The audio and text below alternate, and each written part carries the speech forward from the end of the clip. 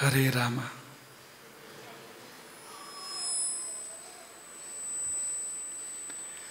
ಕರುಣ ರಸದ ಕೋಡಿ ವರಿವ ಕಟಾಕ್ಷದ ಪರತತ್ವ ವರುಪು ವಾಲಾಪದ ವರ ಪುಣ್ಯಮಯ ಶರೀರದ ನಿರಾಭಾರಿ ಗುರುವಿರಲಿ ಎನ್ನ ಮಾನಸದಿ. ಆ ಸದ್ಗುರುವಿರಲಿ ಎನ್ನ ಮಾನಸದಿ.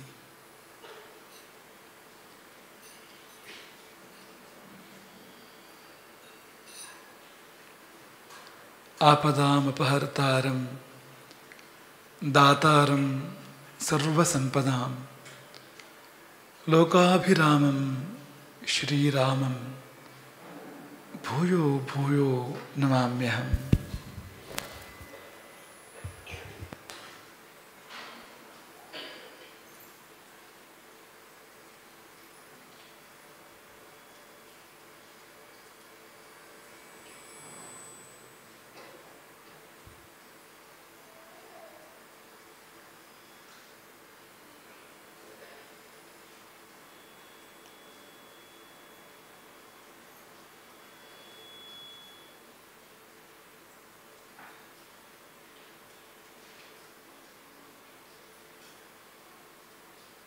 ಮೊತ್ತ ಮೊದಲು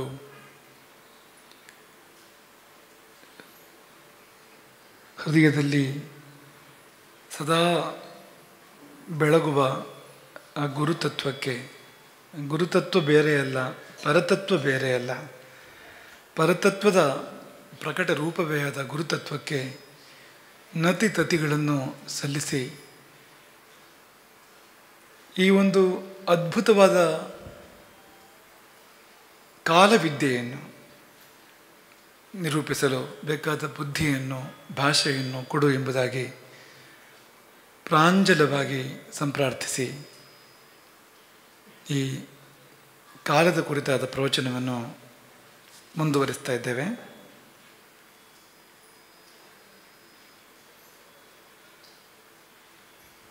ಇದೊಂದು ಕಣ್ಣು. ಜ್ಯೋತಿಷ ಅದೊಂದು ಕಣ್ಣು. ವೇದಸ್ಯ ಚಕ್ಷುಃ ಕಿಲ ಶಾಸ್ತ್ರಮೇತತು. ಇದು ಚಕ್ಷುಸ್ಸು, ವೇದಪುರುಷನ ಚಕ್ಷುಸ್ಸು ಎಂಬುದಾಗಿ ಈ ಮೊದಲೇ ಉಲ್ಲೇಖವಾಗಿದ್ದನ್ನು ನೀವೆಲ್ಲ ಕೇಳಿಯೇ ಇದ್ದೀರಿ. ಈ ಕಣ್ಣಿನಿಂದ ಎಲ್ಲವನ್ನೂ ನೋಡಬಹುದು. ಈ ಕಣ್ಣಿನಿಂದ ನೋಡಲಾಗದುದನ್ನು, ಕಣ್ಣು ಎರಡಿದ್ದರೂ ಕೂಡ ಇವುಗಳಿಂದ ಯಾವುದೆಲ್ಲವನ್ನು ನೋಡಲಿಕ್ಕೆ ಸಾಧ್ಯ ಇಲ್ಲವೋ ಅದೆಲ್ಲವನ್ನು ಈ ಕಣ್ಣಿನಿಂದ, ಜ್ಯೋತಿಷದ ಕಣ್ಣಿನಿಂದ ನೋಡಬಹುದು. ಉದಾಹರಣೆಗೆ ನಮ್ಮ ಕಣ್ಣು, ಕಣ್ಣ ಹಿಂದಿರುವುದನ್ನು ನೋಡ್ಲಿಕ್ಕೆ ಆಗ್ತದೆ. ಅದಕ್ಕೆ ಕಣ್ಣ ಮುಂದಿನದನ್ನು ನೋಡ್ತಾ ಇದೆ ನಮ್ಮೆರಡು ಕಣ್ಣುಗಳು. ಆದರೆ ಕಣ್ಣ ಹಿಂದಕ್ಕೆ ಮಸ್ತಿಷ್ಕ ಇದೆ, ಅದನ್ನು ನೋಡುವ ಶಕ್ತಿ ಇದೆಯಾ? ದೇಹದ ಒಳಗೆ ನೋಡುವ ಶಕ್ತಿ ಇದೆಯಾ? ಇಲ್ಲ. ತುಂಬ ದೂರದನ್ನು ನೋಡುವ ಶಕ್ತಿ ಇದೆಯಾ ಅಂದರೆ ಇಲ್ಲ. ನಾಳಿರದನ್ನು ನೋಡುವ ಶಕ್ತಿ ಇದೆಯಾ ಅಂದರೆ ಇಲ್ಲ. ನಿನ್ನೆದನ್ನು ನೋಡುವ ಶಕ್ತಿ ಇದೆಯಾ ಅಂದರೆ ಇಲ್ಲ. ಇಲ್ಲಗಳೇ ತುಂಬ. ಈ ಕಣ್ಣನ್ನು ನಾವು ಒಂದು ಇಂಟರ್ವ್ಯೂ ಮಾಡ್ತಾ ಹೋದರೆ ಏನೇನು ನೋಡ್ಬೋದು ನೀನು ಅಂತ ಕೇಳ್ತಾ ಹೋದರೆ ಇಲ್ಲಗಳೇ ಬಹಳ ಅಂತ. ಒಂದು ಅಡ್ಡ ಬಂದರೆ ಏನಾದರೂ ಮುಂದೆ ಆ ಕಡೆ ಇರುವಂಥದ್ದು ನಮಗೆ ಕಾಣಿಸೋದಿಲ್ಲ. ಈಗ ತುಂಬ ಲಿಮಿಟೇಷನ್ಸ್, ತುಂಬ ಇತಿಮಿತಿಗಳು ಇರುವಂಥದ್ದು ಈ ಕಣ್ಣು. ಆದರೆ ಆ ಕಣ್ಣಿಗೆ ಅಂಥ ಯಾವ ಇತಿಮಿತಿಗಳು ಕೂಡ ಇಲ್ಲ. ಈ ಬ್ರಹ್ಮಾಂಡದಲ್ಲಿ ಏನನ್ನು ಬೇಕಾದರೂ ನೋಡ್ಬೋದು, ಈ ಬ್ರಹ್ಮಾಂಡದಲ್ಲಿ ಏನನ್ನು ಬೇಕಾದರೂ ತಿಳಿಬೋದು. ಅದರಲ್ಲಿಯೂ ನಮ್ಮ ಕುರಿತಾಗಿ, ನಮ್ಮ ಬದುಕಿನ ಕುರಿತಾಗಿ ಸರಿಯಾದ ತಿಳುವಳಿಕೆಯನ್ನು ಪಡೆದುಕೊಳ್ಬೋದು.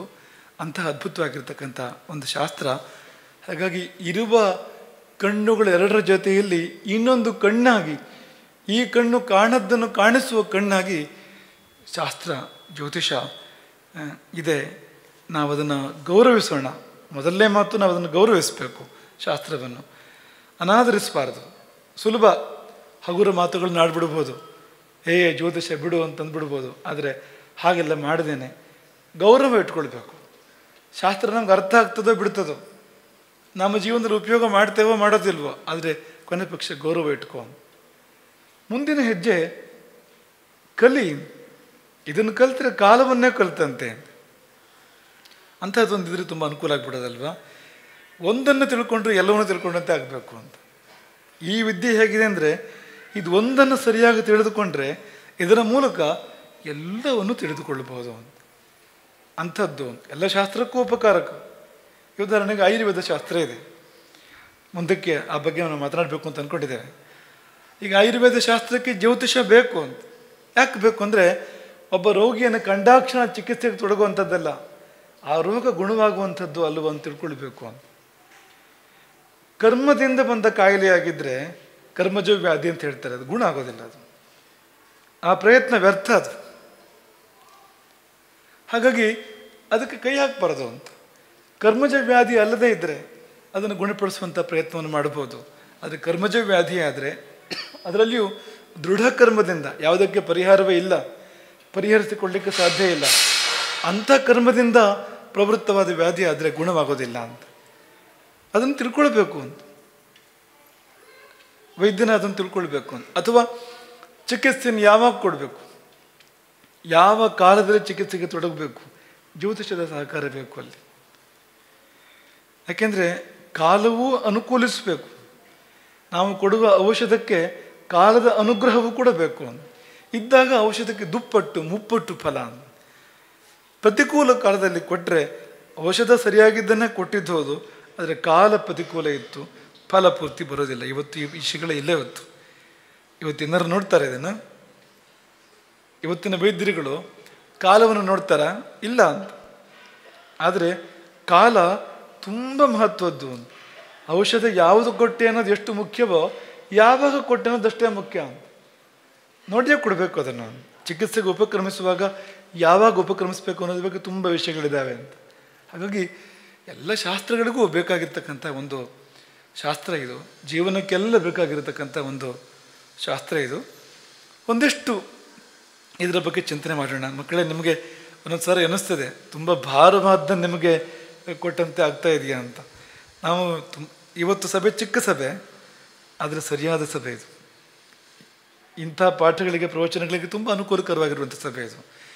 ಇಡೀ ತುಂಬಿದ್ರಷ್ಟು ಅನುಕೂಲ ಆಗೋದಿಲ್ಲ ಪಾಠಕ್ಕೆ, ಸ್ವಲ್ಪ ಗದ್ದಲ, ಅದು ಜಾಸ್ತಿ ಆಗ್ತದೆ. ಅದು ಸ್ವಲ್ಪ ಜನ ನಿತ್ಯ ಬರುವಂಥವ್ರು ಇದ್ದರೆ ಆ ಸಭೆ ತುಂಬ ಅನುಕೂಲಕರವಾಗಿರ್ತಕ್ಕಂಥದ್ದು. ಡೆಡಿಕೇಟೆಡ್, ಅದಕ್ಕೆ ತಮ್ಮನ್ನು ತಾವು ಕೊಟ್ಟುಕೊಳ್ಳುವಂಥವ್ರು ಇದ್ದರೆ ಆ ಸಭೆ ಹೆಚ್ಚು ಸೂಕ್ತವಾಗಿರ್ತಕ್ಕಂಥದ್ದು. ಹಾಗಾಗಿ ಅಷ್ಟೆಲ್ಲ ದೊಡ್ಡ ಸಭೆ ಇದ್ದರೂ ಕೂಡ ನಾವು ನಿಮ್ಮನ್ನೇ ನೋಡ್ತಾ ಇದನ್ನು ಹೇಳ್ತಾ ಇದ್ದಿದ್ದು ಎಷ್ಟು ದಿನಗಳು ಕೂಡ. ಮತ್ತು ನಿಮ್ಮ ಬಗ್ಗೆ ನಮಗೆ ಚಿಂತೆ ಆಗ್ತಾ ಇದ್ದಿದ್ದು, ಇದೆಯೋ ಜೀರ್ಣ ಆಯಿತೋ ಏನಾದರೂ, ಅಥವಾ ಜೀರ್ಣ ಆಗುವಷ್ಟೇ ಇದೆಯೋ. ನಿಮಗೆ ಕೆಲವು ಅರ್ಥ ಆಗ್ಬೋದು, ಅರ್ಥ ಆಗದೇ ಇದ್ದಿದ್ರ ಬಗ್ಗೆ ಚಿಂತೆ ಮಾಡಬೇಡಿ, ಅದು ಕಾಲೇನ ಅರ್ಥ ಆಗುವಂಥದ್ದು ಅಂತ. ಕಿವಿಗೆ ಬಿದ್ದಿರಲಿ ಈ ಶಬ್ದಗಳು. ನಮಗೆ ರಾಮಭದ್ರಾಚಾರ್ಯ ಈ ಮಾತನ್ನು ಯಾವಾಗಲೂ ಹೇಳ್ತಾ ಇದ್ರು, ಕಿವಿಗೆ ಬಿದ್ದಿರಲಿ ಅಂತ. ಅವ್ರದ್ದೊಂದು ಶಬ್ದ ಇತ್ತು, ಗೂಡು ಕಟ್ಟಿಕೊಂಡಿರಲಿ ಅಂತ, ಒಳಗಡೆಗೆ ಅಂತ ಈ ಶಬ್ದ ಹೇಳೋರು ಅವರು. ಗೂಡು ಕಟ್ಕೊಂಡಿರಲಿ, ಅದು ಯಾವತ್ತಾರು ಒಂದು ದಿನ ಗೂಡಿಂದ ಹೊರಗೆ ಬರ್ತದೆ, ರೆಕ್ಕೆ ಬಡದದು ಅಂತ, ಆ ಸಮಯಕ್ಕೆ ಕಾಯೋಣ ಅಂತ. ಹಾಗೆ ಕಿವಿ ಮೇಲೆ ಬಿದ್ದಿರಲಿ ಅಂತ ಕೇಳ್ತಾ ಇರಿ ಅದನ್ನು ಅಂತ. ಆದರೆ ನೀವು ಕೊಟ್ಟ ಉತ್ತರಗಳಲ್ಲಿ ನಿಮಗದು ಅರ್ಥ ಆಗ್ತಾ ಇದೆ ಅಂತ ನಮ್ಗೆ ಅರ್ಥ ಆಗ್ತಾ ಇದೆ, ಆದರೂ ಕೂಡ ಒಂದು ಕಾಳಜಿ ಅಷ್ಟೇ ಅದು. ಈಗ ಒಂದು ಸಣ್ಣ ಪೂರ್ವಾವಲೋಕನ ಮಾಡೋಣ ಮಕ್ಕಳೇ. ನೀವು ಏನು ತಿಳ್ಕೊಂಡಿದ್ದೀರಿ ಮತ್ತು ಎಷ್ಟು ನೆನ್ಪಿಟ್ಕೊಂಡಿದ್ದೀರಿ ಅಂತ ಒಂದು ನಾವು ನೋಡಬೇಕಲ್ಲ. ಒಂದು 10 ನಿಮಿಷ, ಇವತ್ತು ಸ್ವಲ್ಪ ಆರಾಮಿದೆ, ಹಾಗಾಗಿ ಒಂದು 10 ನಿಮಿಷ ನಿಮ್ಮನ್ನು ಕೇಳೋಣ ಅಂತ ಅಂದ್ಕೊಂಡು. ನಿಮಗೆ ಗ್ರಹ ಕುಟುಂಬ ನೆನಪಿದೆಯಾ? ಗ್ರಹ ವರ್ಣಗಳು ನೆನಪಿದೆಯಾ? ಗುಣ ವಿಭಾಗ, ಸಾತ್ವಿಕ, ರಾಜಸ, ತಾಮಸ ನೆನಪಿದೆಯಾ? ಗ್ರಹ ವಿಶ್ವ ನೆನಪಿದೆಯಾ? ಗ್ರಹ ವಿಶ್ವ ಅಂದರೆ ಪಂಚಭೂತಗಳಲ್ಲಿ ಯಾವ ಗ್ರಹಗಳು ಯಾವುದು, ಯಾವ ಗ್ರಹ ಚೈತನ್ಯ, ಯಾವ ಗ್ರಹ ಪ್ರಕೃತಿ, ಇದೆಲ್ಲ ನೆನಪಿದೆಯಾ? ಸುಮ್ಮನೆ ಕೆಲವು ಪ್ರಶ್ನೆಗಳನ್ನು ಕೇಳ್ತಾ ಹೋಗ್ತೇವೆ. ನೀವು ಉತ್ತರ ಕೊಟ್ಟರೆ ಸಂತೋಷ, ಉತ್ತರ ಕೊಡದೇ ಇದ್ದರೂ ನಮಗೆ ಬೇಸರ ಏನೂ ಇಲ್ಲ. ಆದರೆ ನೀವು ನಿಧಾನಕ್ಕೆ ಕಲಿತೀರಿ ನೀವು ಅದನ್ನು ಅಂತ, ನಿಮ್ಗೆ ನೆನಪಾಗ್ತಾ ಹೋಗ್ತದೆ ನಿಮಗದು ಅಂತ. 2 ರಾಜಗ್ರಹಗಳು ಯಾವುದು ಹೇಳ್ತೀರಾ? 2 ರಾಜಗ್ರಹಗಳು. ಹಾಂ, 2 ರಾಜಗ್ರಹಗಳು. ನಾನು ನಿಮ್ಗೆ ಹೀಗೆ ಹೇಳಿಲ್ಲ, ಆದರೆ ಪ್ರಶ್ನೆ ಆ ಥರ ಕೇಳ್ತಾ ಇದ್ದೇವೆ, ನಿಮ್ಗೆ ನೆನಪು ಉಳಿಲಿ ಅಂತನೋ ಕಾರಣಕ್ಕೆ. 2 ರಾಜಗ್ರಹಗಳು. ಸಿಂಹಾಸನದ ಮೇಲೆ ಯಾರ್ಯಾರು ಕೂತಿರ್ತಾರೆ? ಮತ್ತೆ ಈಗ ಪಟ್ಟಾಭಿಷೇಕ ಆಯ್ತಲ್ವಾ ರಾಮದೇವರಿಗೆ. ರಾಮನಿಗೆ ಮಾತ್ರ ಪಟ್ಟಾಭಿಷೇಕ ಮಾಡಿದ್ದಲ್ಲ, ಸಹ ಸೀತಂ ನ್ಯವೇಶಯಿತು, ರಾಮನನ್ನು ಸೀತೆಯೊಟ್ಟಿಗೆ ಸಿಂಹಾಸನದಲ್ಲಿ ಕುಳ್ಳಿರಿಸಿದ್ದು. ಅಭಿಷೇಕ ರಾಮನಿಗೆ ಮಾತ್ರ ಅಲ್ಲ, ಅದು ಒಬ್ಬನೇ ಆದರೆ ಅಭಿಷೇಕ ಇಲ್ಲ. ಈಗಲ್ಲಿ ನಾವು ಲಲಿತಾ ತ್ರಿಪುರ ಸುಂದರಿಯ ಆಖ್ಯಾನದಲ್ಲಿ, ಲಲಿತೋಪಾಖ್ಯಾನದಲ್ಲಿ ನಾವು ಅದನ್ನು ಗಮನಿಸ್ತೇವೆ. ಆಕೆಗೆ ಈ ಬ್ರಹ್ಮಾಂಡ ಸಾಮ್ರಾಜ್ಯದ ಪಟ್ಟಾಭಿಷೇಕ ಮಾಡಲಿಕ್ಕೆ ಬ್ರಹ್ಮದೇವ ಹೊರಡ್ತಾನೆ. ಆಗೊಂದು ಸಮಸ್ಯೆ ಬಂದಿದ್ದೇನು ಅಂದರೆ ಆಕೆ ಮದುವೆ ಆಗಿಲ್ಲ. ಆಕೆ ಅಷ್ಟೇ ಅವತಾರ ತಾಳಿದ್ದಾನೆ, ಅಷ್ಟೇ ಆವಿರ್ಭಾವಗೊಂಡಿದ್ದು ಮಾತ್ರ ಅದು. ಆಗ ಅವಳೊಬ್ಳಿಗೆ ಪಟ್ಟಾಭಿಷೇಕ ಮಾಡೋದು ಹೇಗೆ ಏನು ಚಿಂತೆ ಮಾಡ್ತಾ ಇದ್ದಾಗ ಶಿವ ಮನೋಹರವಾದ ರೂಪಧಾರಣೆ ಮಾಡಿ, ನಾವು ಯುವಕನ ರೂಪಧಾರಣೆ ಮಾಡಿ ಕಾಮೇಶ್ವರ ಅಂತ ಅನ್ಸ್ಕೊಂಡು ಬರ್ತಾನೆ. ಅವನ ಜೊತೆಗೆ ವಿವಾಹ ಮಾಡಿ ಆಮೇಲೆ ಪಟ್ಟಾಭಿಷೇಕ ಮಾಡಿದ್ದು. ಶ್ರೀಮನ್ ನಗರ ನಾಯಕ, ಶ್ರೀಮನ್ ನಗರ ಅಂತಲೇ ಒಂದು ಉಂಟಂತೆ ಆಕೆ ಇದ್ದು, ಲಲಿತಾ ತ್ರಿಪುರ ಸುಂದರಿಯದ್ದು. ಅದರ ಸಾಮ್ರಾಜ್ಞಿಯಾಗಿ ಪಟ್ಟಾಭಿಷೇಕ ಆಗಬೇಕಾದ್ರೆ ಗಂಡ ಬೇಕು, ಪುರುಷ ಬೇಕು ಅಂತ. ಹಾಗೆ ಪುರುಷನಿಗೂ ಕೂಡ ಒಬ್ಬನಿಗೆ ಪಟ್ಟಾಭಿಷೇಕ ಇಲ್ಲ, ಪ್ರಕೃತಿ ಬೇಕು ಪಕ್ಕದಲ್ಲಿ. ಹಾಗಾಗಿ ರಾಜಗ್ರಹಗಳು ಎರಡು ಯಾವುದು? ರಾಜಾನವು ರವಿ ಶೀತಗು. ರವಿ ಶೀತಗು ಅಂದರೆ ಚಂದ್ರ ಅಂತ, ಶೀತಗು ಅಂದರೆ ಶೀತಕಿರಣ ಅಂತ, ರವಿ ಶೀತಗು ಇವರಿಬ್ಬರು ರಾಜಾನವು ರಾಜಗ್ರಹಗಳು ಅಂತ. ಎರಡು ಬ್ರಾಹ್ಮಣ ಗ್ರಹಗಳು ಯಾವುದು? ಎರಡು ಕ್ಷತ್ರಿಯ ಗ್ರಹಗಳು ಯಾವುದು?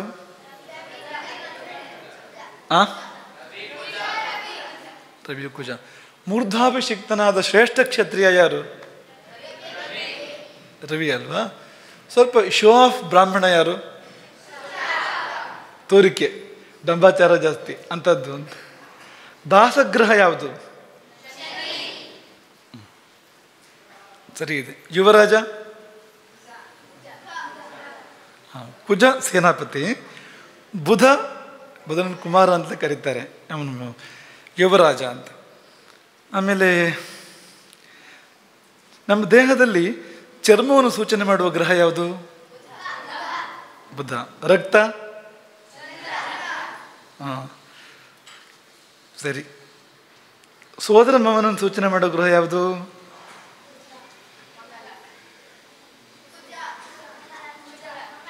ಮಂಗಲ ಸೋದರರನ್ನು ಸೂಚನೆ ಮಾಡ್ತಾನೆ. ಸರಿ ಇದೆ. ಪತ್ನಿಯನ್ನು ಸೂಚನೆ ಮಾಡುವ ಗ್ರಹ?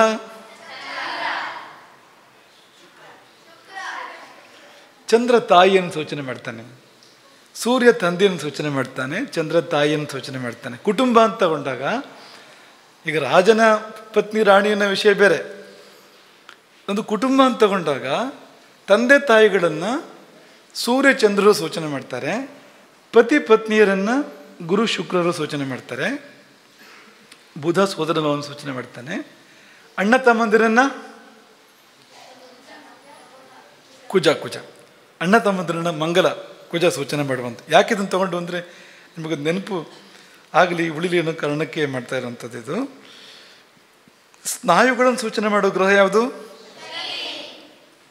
ಈ ಬಾಡಿ ಬಿಲ್ಡರ್ಸ್ ಇರ್ತಾರಲ್ಲ, ಸ್ನಾಯುಗಳೇ ಪೂರ್ತಿ ಮೈ ತುಂಬ ಸ್ನಾಯುಗಳೇ ಕಾಣ್ತೇವೆ. ಅದೇನು ಶನಿಯೇ ಕಾಣ್ತೇವೆ, ಅದು ಪೂರ್ತಿ, ಅದು ಬೇರೆ ಏನೂ ಅಲ್ಲ. ಅದು ಹೀಗೆ ತೋರಿಸ್ತಾರಲ್ವಾ, ಈ ಮಾಂಸಖಂಡಗಳ ವಿಷಯ ಬೇರೆ, ಅದು ಸ್ನಾಯುಗಳು ಕಾಣ್ತೇವಲ್ಲ ಅದೆಲ್ಲ ಶನಿ, ನೆನ್ಪಿಟ್ಕೊಳ್ಳಿ ಅಂತ. ಶನಿ ಮುಖ್ಯ ಆದರೆ ಈ ಒಂದು ಕೈ ಅಂದರೆ ಬರೀ ನರಗಳೇ ಕಾಣಕ್ಕೆ ಶುರುವಾಗ್ತವೆ. ಅದು ಇಲ್ಲಿ ಅದು ಶನಿ, ಅದು ಶನಿ ಪ್ರಭಾವ ತುಂಬ ಜಾಸ್ತಿ ಆದರೆ ಆಗುವಂಥದ್ದು ಹಾಗೆ ಅಂತ. ನೋವುಗಳು ನೋಡಿ ನೋವು ಯಾವ ಗ್ರಹ ಅಥವಾ ಸೂಚನೆ ಮಾಡುವಂಥದ್ದು? ಅಲ್ಲಿ ನೋವು ಇಲ್ಲ ಅಂತ ಹೇಳ್ತೇವಲ್ಲ, ಅದರಲ್ಲಿ ಶನಿಯಿಂದಲೇ ಬರೋದು. ಅದು ಸಾಮಾನ್ಯ ಆ ನೋವುಗಳೆಲ್ಲ ಸ್ನಾಯುಗಳಿಂದ ಬರುವಂಥದ್ದು ಅಲ್ವಾ? ಬೆನ್ನು ನೋವು, ಕಾಲು ನೋವು, ಅಲ್ಲಿಂದ ಬರುವಂಥದ್ದು. ಜನರಲ್ ಆಗಿ ನೋವುಗಳನ್ನು ಶನಿ ಸೂಚನೆ ಮಾಡ್ತಾನೆ. ಎಷ್ಟು ಚಂದವಾಗಿ ಹೇಳ್ಬೋದು ಇದನ್ನೆಲ್ಲ ಅಂದರೆ ಹೇಗೆ ಅನ್ವಯ ಆಗುತ್ತೆ ಇದೆಲ್ಲ ಅಂತ. ಈಗ ನಮ್ಮ ಶ್ರೀಶ ನಿನ್ನ ಎಳನೀರು ಕತ್ತರಿಸುವಾಗ ನೋಡಿ, ಅವನ ಕೈ ನೋಡಿ, ಒಂದು ಬ್ಯಾಂಡೇಜ್ ಇದ್ದ ಕೈಯಲ್ಲಿ, ಎಳ್ನೀರು ಕತ್ತರಿಸ್ಬಿಟ್ಟು ಕೈ ಕತ್ತರಿಸ್ಕೊಂಡ ಅಂತ. ಇದನ್ನು ಜ್ಯೋತಿಷದ ಭಾಷೆಯಲ್ಲಿ ಹೇಳಕ್ಕೆ ಬರುತ್ತೆ ನಿಮಗೆ. ಅವನಿಗೆ ಪಾಪ ಕಣ್ಣಲ್ಲಿ ನೀರು ಬಂತು, ರಕ್ತ ಸುರಿಯಿತು, ಕಣ್ಣಲ್ಲಿ ನೀರು ಬಂತು, ಬೇಜಾರಾಯಿತು ತುಂಬ. ಆಮೇಲೆ ಔಷಧ ಮಾಡಿ ಗುಣ ಮಾಡ್ತದೆ ಅದನ್ನು. ಇದನ್ನು ಸ್ವಲ್ಪ ಜ್ಯೋತಿಷದ ಭಾಷೆಯಲ್ಲಿ ಹೇಳೋಕ್ಕೆ ಬರುತ್ತಾ ನಿಮ್ಗೆ ಇದನ್ನ? ಇಷ್ಟು ಶನಿನೇನಾ? ನೋಡಿ ನಾನು ನಿಮ್ಗೆ ಹೇಳ್ತೇನೆ, ಸುಲಭವಾಗಿ ಹೇಳ್ತೇನೆ. ಈಗ ಕತ್ತಿ ಅಲ್ವಾ, ಕತ್ತಿ ಗಾಯ ಇದೆಲ್ಲ ಯಾರಿಂದ ಸೂಚನೆ ಆಗುತ್ತೆ ಗೊತ್ತಾ? ಕುಜ. ಆಯುಧಗಳಿಗೆ ಕುಜ. ಸೇನಾಪತಿ ಅಲ್ವಾ ಅವನು, ವಿಕ್ರಮ ಅಲ್ವಾ, ಆಯುಧಗಳಿಗೆಲ್ಲ ಕುಜ. ಯಾವಾಗಲೂ ನೆನ್ಪಿಟ್ಕೊಳ್ಳಿ, ಗಾಯಗಳು ಅಂದರೆ ಕುಜನಿಂದಲೇ ಬರುವಂಥದ್ದು. ಎಲ್ಲ ಗಾಯಗಳು, ನೋವುಗಳು ಶನಿಯಿಂದ. ಆದರೆ ಗಾಯಗಳಿದೆಯಲ್ಲ, ಎಲ್ಲ ಗಾಯಗಳು ಶನಿಯಿಂದಲೇ ಬರುವಂಥದ್ದು ಅಂತ. ಹಾಗಾಗಿ ಆ ಕತ್ತಿ ಅದು ಕುಜ, ಅದು ಗಾಯ ಆಯ್ತಲ್ಲ ಕುಜ, ಅದು ರಕ್ತ ಬಂತಲ್ಲ ಹಂಗೆ ಅಂತ. ಆ ರೀತಿ ಸಮನ್ವಯ ಮಾಡಬೇಕು ಅದನ್ನು ಅಂತ. ಆಮೇಲೆ ಅದಕ್ಕೆ ಔಷಧ, ಈಗ ದುಃಖ ಆಯಿತು ತುಂಬ ರಕ್ತ ಬಂದಾಗ, ಶನಿ. ಆಮೇಲೆ ಔಷಧ ಮಾಡಿದ್ರು ಅದಕ್ಕೆ, ಇದು ನಮ್ಗೆ ಹೇಳಿಲ್ಲ ನಿಮ್ಗೆ, ಇದನ್ನು ಚಿಕಿತ್ಸೆ ಮಾಡಿದ್ರು, ಔಷಧ ಮಾಡಿದರು. ಇದ್ಯಾರು?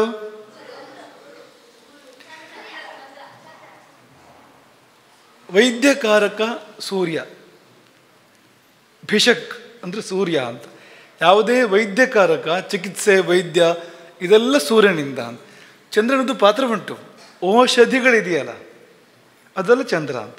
ಔಷಧಿಗಳು ಅಂದರೆ ಈ ಲತೆಗಳು ಮತ್ತೊಂದು, ಅದೆಲ್ಲ ಚಂದ್ರನಿಂದ ಸೂಚಿತವಾಗುವಂಥದ್ದು. ಆದರೆ ವೈದ್ಯ, ಚಿಕಿತ್ಸೆ ಇದೆಲ್ಲ ಸೂರ್ಯ ಅಂತ. ಈಗ ಅವನು ಸೂರ್ಯನ ಹತ್ರ ಹೋಗಿದ್ದಾನೆ ಶ್ರೀಶ. ಆಮೇಲೆ ಅವರು ಒಂದು ಮುಂಡಾಸ್ ಕಟ್ಟಿಕೊಟ್ಟಿದ್ದಾರೆ ಅವರಿಗೆ. ಕಿರಿಬೆರಳಿಗೆ ಒಂದು ಮುಂಡಾಸ್ ಬಂತು ನೋಡಿ, ಕಿರೀಟ ಬಂತು ನೋಡಿ ಕಿರಿಬೆರಳಿಗೆ. ಇದು ಕಿರೀಟದ್ದು ನಿಜವಾಗಿ. ಈ ಬೆರಳಿಗೆ ಕಿರೀಟ ಬಂದ್ಬಿಟ್ಟು. ಯೋಗ ಹೇಗಿರ್ತದೆ ಅಂದರೆ, ಇದು ಬಲಗೈ, ಇಲ್ಲೆಲ್ಲರೂ ಕಿರೀಟ ಇದ್ದರೆ ಚೆನ್ನಾಗಿರ್ತಿತ್ತು. ಈ ಬಲಗೈಗಿಲ್ಲ, ಎಡಗೈ. ಎಡಗೈಲಿ ಕೂಡ ಇಷ್ಟು 4 ಬೆರಳು ದೊಡ್ಡದಿದೆ, ಎಲ್ಲ ದಾಟಿ ಕಿರಿ ಬೆರಳಿಗೆ ಪಟ್ಟಾಭಿಷೇಕ ಆಗೋಯ್ತು ನೋಡಿ ಅಂತ. ಮುಂಡಾಸ್ ಅದು ರವಿಯೇ ಪಟ್ಟಾಭಿಷೇಕ ಅಂದರೆ, ರಾಜ ಅಂದರೆ ಅಂತ.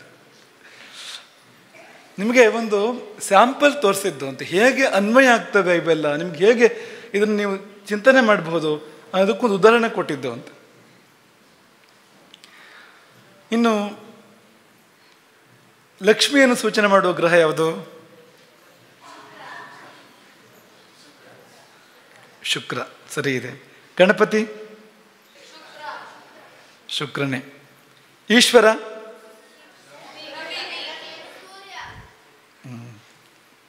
ಆಂಜನೇಯ. ಹಸಿರು ಬಣ್ಣ ಯಾವ ಗ್ರಹದ್ದು? ಪರವಾಗಿಲ್ಲ, ನೆನಪಿದೆ ನಮಗಿದು. ಕಪ್ಪು ಬಣ್ಣ ಗುರುವಿನದ್ದು ಯಾವ ಬಣ್ಣ? ಗುರು ಗೌರವರ್ಣ. ಎದುರು ಇಟ್ಕೊಂಡಿದ್ದೀರಾ ಅಂತ. ಹೊಸ ಬಟ್ಟೆಯನ್ನು ಯಾವ ಗ್ರಹ ಸೂಚನೆ ಮಾಡ್ತಾನೆ? ಸರಿ ಇದೆ. ಹಳತು ಮಾಸಿದ್ದು ಶನಿಯೇ. ಶನಿಯೇ ಮಾಸಿದ್ದು ಶನಿಯೇ, ಹರಿದಿದ್ದು ಶನಿಯೇ. ಆಯ್ತಾ? ದಪ್ಪ ಬಟ್ಟೆಯನ್ನು ಯಾರು ಸೂಚನೆ ಮಾಡ್ತಾರೆ? ಸುಲಭಕ್ಕೆ ಹರಿಬಾರ್ದಪ್ಪ ಅದು. ದಪ್ಪ ಬಟ್ಟೆ ಒಂದು ಬೇರೆ, ಗಟ್ಟಿ ಬಟ್ಟೆ ಒಂದು ಬೇರೆ, ಎರಡಿದೆ ಇಲ್ಲಿ. ದೃಢವಾದ ವಸ್ತ್ರವನ್ನು ಯಾರು ಸೂಚನೆ ಮಾಡ್ತಾರೆ ಮತ್ತು ದಪ್ಪ ಬಟ್ಟೆನ ಯಾರು ಸೂಚನೆ ಮಾಡ್ತಾರೆ? ಈ ದೃಢ ಅಂತ ಬಂದರೆ ಗುರು ಅಂತಲೇ ಅರ್ಥ ಅದಕ್ಕೆ ಅಂತ. ಮಂದಿರವಾದರೂ ಕೂಡ, ಒಂದು ಭವನವಾದರೂ ಕೂಡ ದೃಢವಾದ ಭವನ ಅಂದರೆ ಗುರುವಿಂದ. ಶನಿಯಿಂದ ಅಂದರೆ ಜೀರ್ಣಂ ಸಂಸ್ಕೃತಂ, ಜೀರ್ಣೋದ್ಧಾರ ಆಗಿದೆ, ರಿಪೇರಿ ಮಾಡಿದ್ದಾರೆ ಅದನ್ನು. ಹಳೆ ಕಟ್ಟಡ ರಿಪೇರಿ ಮಾಡಿದ್ದಾರೆ, ಅದು ಶನಿ. ಅದು ನವಂಚ ಭೃಗು ಜಯಂತ, ಹೊಸ ಮನೆ ಅಂದರೆ ಅದು ಶುಕ್ರ. ಅದು ಹೊಸ ಮನೆಯನ್ನು ಶುಕ್ರನ ಚಿಂತನೆ ಮಾಡಬೇಕು. ಜೀವೇ ದೃಢಂ ಮಂದಿರಂ, ಗುರುವಿನಿಂದ ದೃಢವಾದ ಮಂದಿರ ಅಂತ, ಗಟ್ಟಿ ಇದೆ ಅದು ಅಂತ, ಕಲ್ಲಿನ ಕಟ್ಟಡ ಅಂಥದ್ದೆಲ್ಲ ಅಂತ. ಸರಿಯಾಗಿ ಹೇಳಿದ್ರಿ, ಪರವಾಗಿಲ್ಲ. ಇದನ್ನೆಲ್ಲ ಈ ಗೌರವರ್ಣ ಸೂಚನೆ ಮಾಡ್ತಕ್ಕಂಥ ಇನ್ನೊಂದು ಗ್ರಹ ಇದೆ, ಚಂದ್ರ. ಕುಳ್ಳ ಯಾರು ಗ್ರಹಗಳ ಪೈಕಿಯಲ್ಲಿ? ಕುಜ, ಕುಳ್ಳ. ಆಮೇಲೆ ಸ್ವಲ್ಪ ದೊಡ್ಡ ಆಕಾರ ಯಾರಿದ್ದೋ? ಗ್ರಹಗಳಲ್ಲಿ ಕೂಡ ಗುರುವಿನದು ದೊಡ್ಡ ಆಕಾರವೇ. ಈಗ ಮಂಗಲನೋ, ಬುಧನೋ, ಗುರುವೋ, ಶುಕ್ರನೋ, ಈ ಸೌರವ್ಯೂಹದಲ್ಲಿ ಗುರುವಿಗಿಂತ ದೊಡ್ಡ ಗ್ರಹ ಬೇರೆ ಯಾವುದೂ ಇಲ್ಲ. ಸೂರ್ಯನ ನಂತರ ಅತ್ಯಂತ ದೊಡ್ಡ ಗ್ರಹ ಗುರುವೇ. ಹಾಗಾಗಿ ದೊಡ್ಡದು ಅನ್ನೋದಕ್ಕೆಲ್ಲ ಗುರು ಕಾರಕ ಆಗ್ತಾನೆ ಅಂತ. ಗ್ರಹಗಳ ಪೈಕಿಯಲ್ಲಿ ಸಮಾಂಗ ಯಾರು? ಬುಧ. ಹೆಚ್ಚು ಉದ್ದ ಅಲ್ಲ, ಹೆಚ್ಚು ಗಿಡ್ಡ ಅಲ್ಲ, ಅಂಥ ದಪ್ಪ ಅಲ್ಲ, ವಿಪರೀತ ಸಪುರ ಅಲ್ಲ, ಬುಧ ಅದು ಅಂತ. ಸ್ಥೂಲಾಂಗ ಯಾರು? ಶನಿ ತದ್ವಿರುದ್ಧ. ಶನಿ ಸಪೂರ ಉದ್ದ ಶನಿ ಅಂದ್ರೆ, ಕೋಲಿನ ಹಾಗೆ ಅಂತ ಶನಿ ಅಂದ್ರೆ ಅಂತ. ಶುಕ್ರ ಸ್ಥೂಲಾಂಗ, ಸುಂದರಾಂಗನೂ ಹೌದು, ಸ್ಥೂಲಾಂಗ. ಆಮೇಲೆ ಚೌಕ ಯಾರು? ರವಿ ಅಂತ. ಕುಜ ಪಾಪಗ್ರಹನೋ ಶುಭಗ್ರಹನೋ?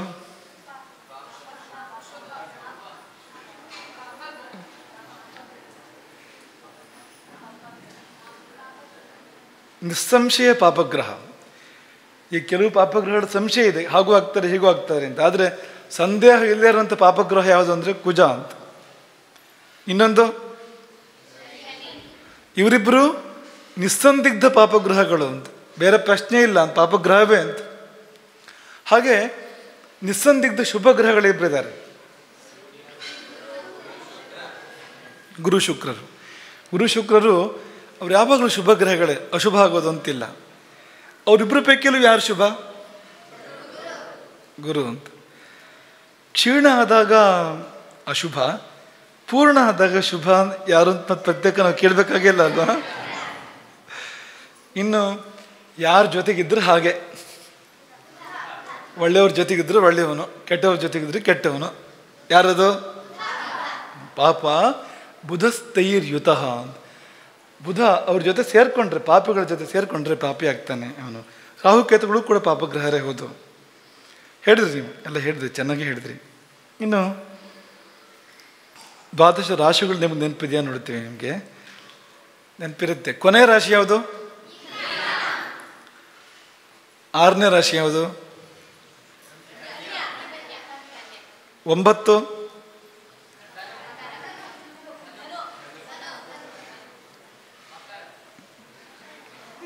ಯಾವ್ದಾದ್ರು ಒಂದು ರಾಶಿ ಹೇಳಿ. ಧನು 9ನೇ ರಾಶಿ. ಧನು 9ನೇ ರಾಶಿ. ಅಧಿಪತಿಗಳು ನೆನಪಿದೆ, ನೋಡ್ತೀನಿ ನಿಮಗೆ, ಟೆಸ್ಟ್ ಮಾಡ್ತೀನಿ ನಿಮಗಿದು. ಈಗ ರಾಶಿಗಳಿದ್ದು ತೋರಿಸು ಸುರೇಶ. ರಾಶಿ ಚಕ್ರವನ್ನು ಎದೆಗಿಟ್ಬಿಡು.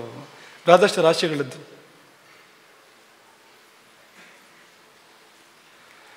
ಈಗ ಮೇಷಕ್ಕೆ ಯಾರು ಅಧಿಪತಿ? ಸರಿ ಇದೆ ಪಾಪ, ನಿಮ್ಗೆ ನೆನಪಿದ್ರೆ ವಿಶೇಷನೇ. ಎಷ್ಟು ನೆನಪಿದ್ರೆ ನಮಗೆ ನಿಮ್ಮ ಪಾಠ ನಿನ್ನೆ ಮೊನ್ನೆ ತಾನೇ ಹೇಳಿದ್ದು. ಕುಜನಿಗೆ ಇನ್ನೊಂದು ಕ್ಷೇತ್ರದ ಆಧಿಪತ್ಯ ಇದೆ, ಇನ್ನೊಂದು ಕ್ಷೇತ್ರಕ್ಕೆ ಅಧಿಪತಿಯವನು. ಅದ್ಯಾವುದು ಗೊತ್ತಾ? ವೃಶ್ಚಿಕ. ಸರಿ ಇದೆ. ಗುರುವಿಗೆ ಎಷ್ಟು ಮನೆ ಆಧಿಪತ್ಯ ಇದೆ? 2 ಮನೆ. ಯಾವ್ದ್ಯಾವುದು? ಧನು ಮತ್ತು ಮೀನಗಳಿಗೆ ಗುರು ಅಧಿಪತಿ. ತುಂಬ ಶುಭ ಕ್ಷೇತ್ರಗಳು ಇವೆರಡು ಕೂಡ ಅಂತ. ಹಾಗೆ ಇನ್ನೊಂದು ಮೂಲೆ, ಈ ಕಡೆ ಮೂಲೆ, ಮಿಥುನ ಮತ್ತು ಕನ್ಯಾ, ಇದೆರಡಕ್ಕೂ ಒಬ್ಬನೇ ಅಧಿಪತಿ. ಯಾರದು? ಬುಧ. ಸಿಂಹಕ್ಕೆ ಯಾರು ಅಧಿಪತಿ? ಸೂರ್ಯ. ಸೂರ್ಯ. ಕರ್ಕಕ್ಕೆ ನೆನ್ಪಿಟ್ಕೊಳ್ಳಿ, ಕರ್ಕಕ್ಕೆ ಚಂದ್ರ, ಸಿಂಹಕ್ಕೆ ಸೂರ್ಯ ಅಂತ. ಒಂದೊಂದೇ ಮನೆ ಇರೋದು ಇಬ್ಬರಿಗೂ. ಇನ್ನು ಅಕ್ಕಪಕ್ಕದ 2 ಮನೆಗಳಿಗೆ ಶನಿ ಅಧಿಪತಿ. ಕುಂಭ ಮತ್ತು ಮಕರ. ಮಕರ ಕುಂಭ ಅಂತ ಈ ಕಡೆಯಿಂದ ಬಂದಾಗ ಮಕರ ಮತ್ತು ಕುಂಭ ಅಂತ. ಯಾರು ಉಳ್ಕೊಂಡ್ರು ಈಗ? ಯಾರು ಉಳ್ಕೊಂಡ್ರು? ವೃಷಭಕ್ಕೆ ಶುಕ್ರ ಅಧಿಪತಿ, ತುಲಾಕ್ಕೂ ಕೂಡ ಶುಕ್ರನೇ ಅಧಿಪತಿ. ನೋಡಿ, ಮುಂದಿನ ಕುಂಡ್ಲಿ ತೋರಿಸು, ಅದರಲ್ಲಿ ಗೊತ್ತಾಗತ್ತೆ ಸ್ಪಷ್ಟವಾಗಿ. ಅದು ಮುಂದಿನ ಕುಂಡ್ಲಿ ತೋರಿಸು.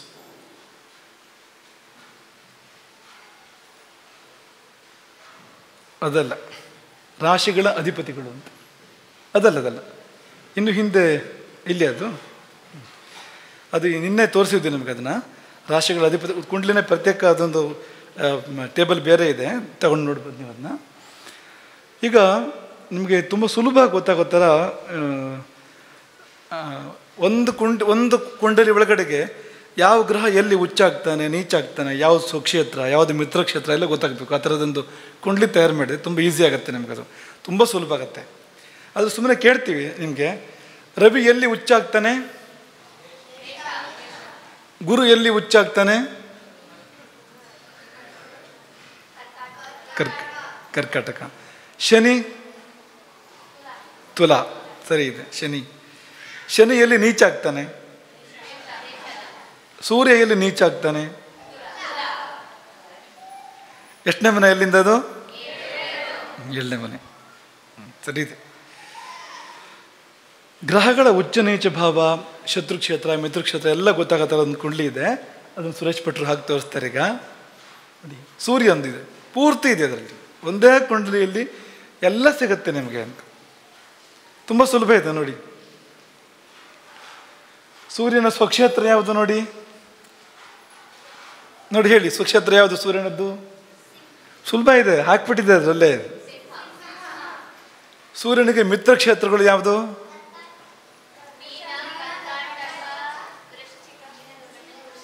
ಇರಿ. ಮೀನ ಯಾಕೆ ಮಿತ್ರ ಕ್ಷೇತ್ರ ರವಿಗೆ?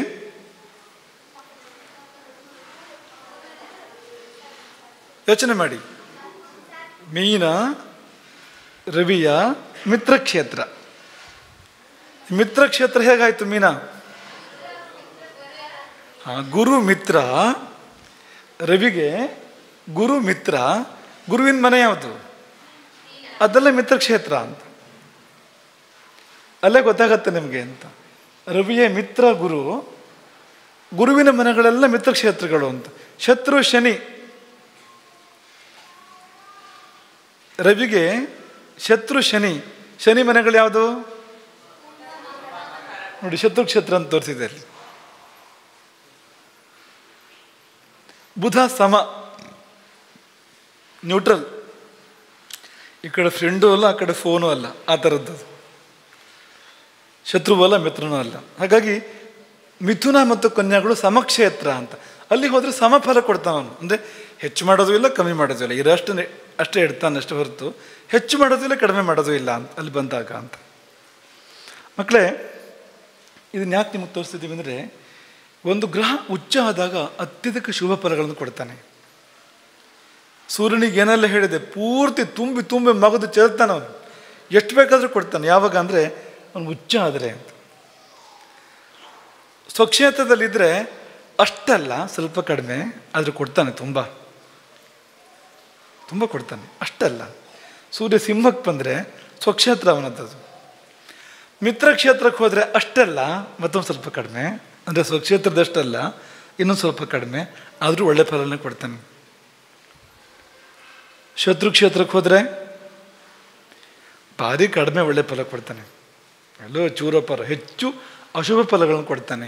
ಸ್ವಲ್ಪ ಮಾತ್ರ ಒಳ್ಳೆ ಫಲಗಳನ್ನು ಕೊಡ್ತಾನೆ. ಅದೇ ನೀಚ ಆದರೆ ಹೋಯ್ತು,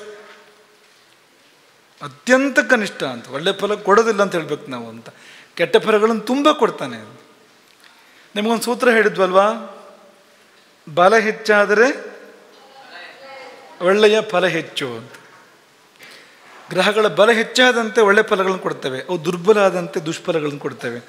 ಅದು ಗೊತ್ತಾಗೋದು ನಿಮಗೆ ಇದರಲ್ಲಿ. ಇದು ಯಾಕೆ ಬೇಕು ಅಂದರೆ, ಸೂರ್ಯ ಅಂತಂದ್ರೆ ಸಾಲದು ಅಂತ. ಸೂರ್ಯ ಎಲ್ಲಿದ್ದಾನೆ? ಅವನು ಉಚ್ಚನೋ ನೀಚನೋ? ಶತ್ರುಕ್ಷೇತ್ರದಲ್ಲಿದ್ದಾನೋ ಮಿತ್ರಕ್ಷೇತ್ರದಲ್ಲಿದ್ದಾನೋ?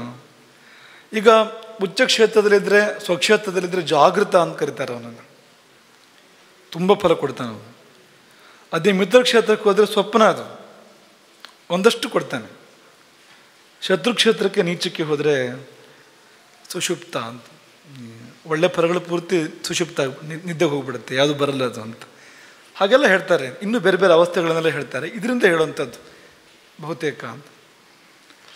ಇನ್ನೊಂದು ಎರಡಿದೆ ನಿಮಗೆ ಸ್ವಲ್ಪ ಅಜೀರ್ಣ ಆಗೋದಿಲ್ಲ ಅಂತ ಅಂದ್ಕೊಂಡು ಹೇಳ್ತೀವಿ.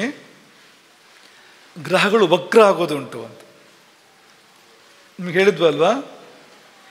ಸಾಮಾನ್ಯವಾಗಿ ಗ್ರಹಗಳ ಸಂಚಾರ ಹೇಗೆ ಅಂದರೆ, ಮೇಷದಿಂದ ವೃಷಭಕ್ಕೆ, ವೃಷಭದಿಂದ ಮಿಥುನಕ್ಕೆ, ಮಿಥುನದಿಂದ ಹಾಗೆ ಮೀನದವರೆಗೆ ಮತ್ತೆ ಮೇಷಕ್ಕೆ, ಹೀಗೆ ಸಂಚಾರ ಮಾಡೋದು ಗ್ರಹಗಳು.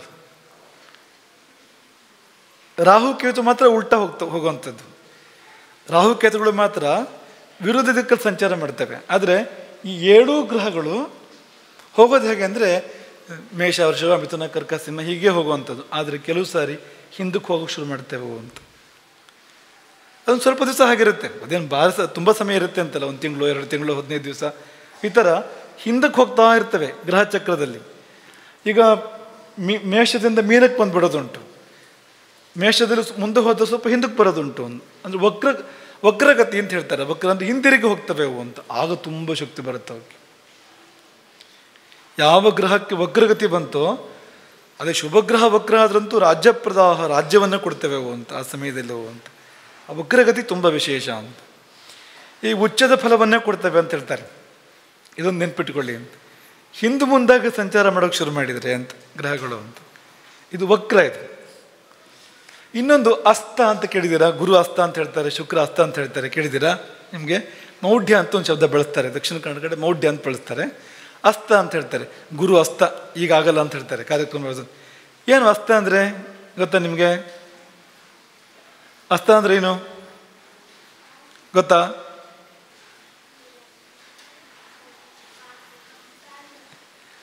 ಕಾಣದೇ ಇರೋದು ಯಾವಾಗ?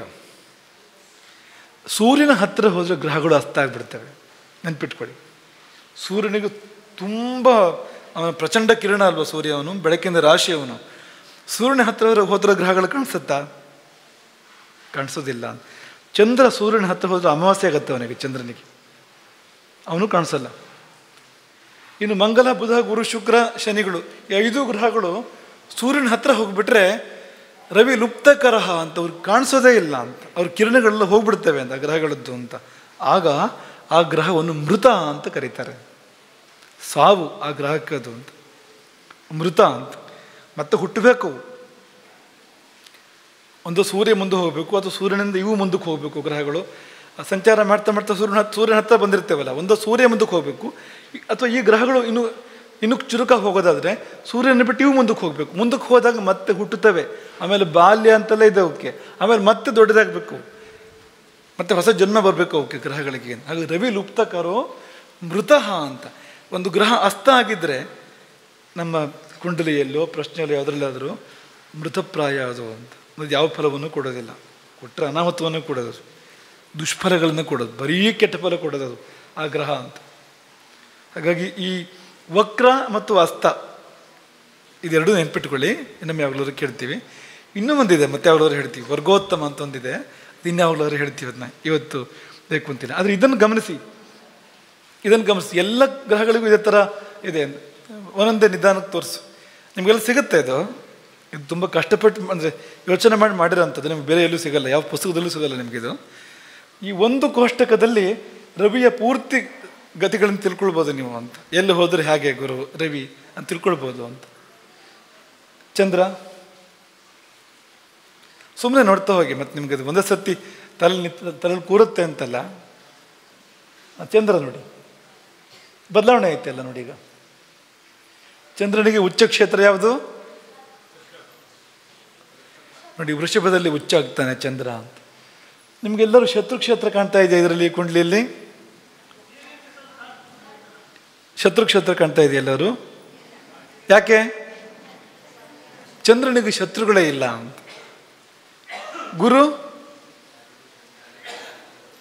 ಗುರು ಯಾರಿಗೂ ಶತ್ರುವಲ್ಲ ಅಂತ. ಹಾಗಾಗಿ ನೀವು ಎಲ್ಲೇ ಹೋದರೂ ಈ ಧನು ಮತ್ತು ಮೀನವನ್ನು ಶತ್ರು ಕ್ಷೇತ್ರ ಅಂತ ಗುರ್ಸೋಕ್ಕಾಗೋದಿಲ್ಲ. ಯಾವ ಕುಂಡ್ಲಿ ತಗೊಂಡ್ರು, ಯಾವ ಗ್ರಹದ ಕುಂಡ್ಲಿ ತಗೊಂಡ್ರು ಕೂಡ ಆ ಗುರುವಿನ ರಾಶಿಗಳಿದೆಯಲ್ಲ ಅದು ಶತ್ರು ಕ್ಷೇತ್ರ ಆಗೋದೇ ಇಲ್ಲ ಅಂತ. ಯಾಕೆಂದರೆ ಗುರು ಯಾರಿಗೂ ಶತ್ರು ಅಲ್ಲ ಅಂತ. ಚಂದ್ರನಿಗೆ ಯಾರೂ ಶತ್ರು ಇಲ್ಲ ಅಂತ. ಮುಂದಕ್ಕೂ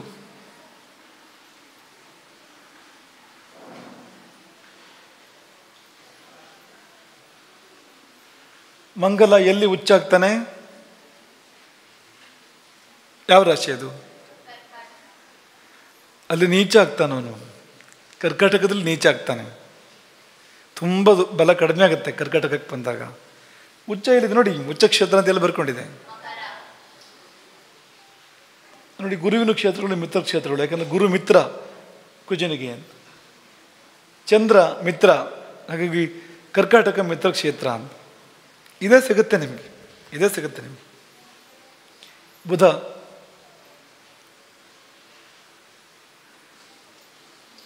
ತುಂಬ ಅನುಕೂಲ ಆಗೋಂಥ ಕೋಷ್ಟಕಗಳು ಇವೆಲ್ಲ ನಿಮಗೆ. ತುಂಬ ಅನುಕೂಲ ಆಗೋಂಥ, ತುಂಬ ಸುಲಭವಾಗಿ ಗೊತ್ತಾಗುತ್ತೆ ನಿಮಗೆ.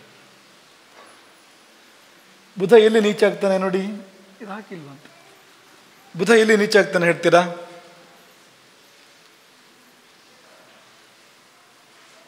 ಬುಧ ನೀಚ ಆಗೋದಿಲ್ಲ, ಬರ್ಕೊಂಡಿಲ್ಲ ಅದರಲ್ಲಿ, ನೀವು ಹಾಗೆ ಹೇಳಬೇಕು. ಹೇಳೋಕ್ಕಾಗತ್ತೆ? ಆಗತ್ತೆ ನಿಮ್ಗೆ ಹೇಳಕ್ಕೆ. ಬುಧ ಎಲ್ಲಿ ಉಚ್ಚ ಹೇಳಿ? ಯಾವ ರಾಶಿಯಲ್ಲಿ ಉಚ್ಚ ಬುಧ? ಅಲ್ಲಿಂದ 7ನೇ ರಾಶಿ ಲೆಕ್ಕ ಹಾಕಿ. ಮೀನ ರಾಶಿಯಲ್ಲಿ ಬುಧ ನೀಚ. ಎಲ್ಲಿ ಉಚ್ಚ ಆಗ್ತಾನೋ ಸರಿ ಆಪೋಸಿಟ್, ಇನ್ನೊಂದು ತುದಿ ಅಂತ. ಈ ಮೂಲೆಯಲ್ಲಿ ಉಚ್ಚ ಆದರೆ ಆ ಮೂಲೆಯಲ್ಲಿ ನೀಚ ಆಗ್ತಾನೆ. ಇಲ್ಲಿ ತುಲಾದಲ್ಲಿ ಉಚ್ಚ ಆದರೆ ಮೇಷದಲ್ಲಿ ನೀಚ ಆಗ್ತಾನೆ, ಆ ತರಹ ಅಂತ. 7ನೇ ಮನೇಲಿ ನೀಚ ಆಗ್ತಾನೆ ಅಂತ. ಮುಂದೆ ಇನ್ನೆರಡು 3 ಕುಂಡ್ಲಿಗಳು ಬೇಗ ತೋರಿಸ್ಬಿಡೋದು. ಗುರು ತುಂಬ ಮುಖ್ಯ, ಗುರುವಿನದ್ದು. ಈ ಸಮಕ್ಷೇತ್ರ, ಮಿತ್ರಕ್ಷೇತ್ರ ಅಂತ ಇದು ನೀಚ ಕ್ಷೇತ್ರ, ಅದು ನೀಚ, ಅದು ಗುರುವಿಗೆ. ಅದು ಮಕರ ಅಂದರೆ ಇನ್ನೆರಡು ಕುಂಡ್ಲಿ ತೋರಿಸ್ಬಿಡು ಬೇಗ, ಮುಂದಕ್ಕೆ ಹೋಗೋಣ.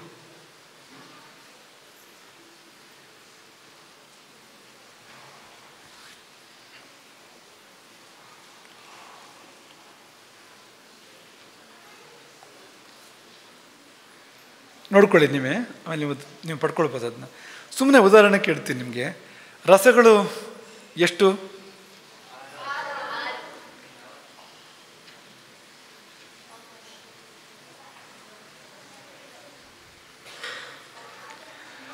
ಗ್ರಹಗಳು ಎಷ್ಟು?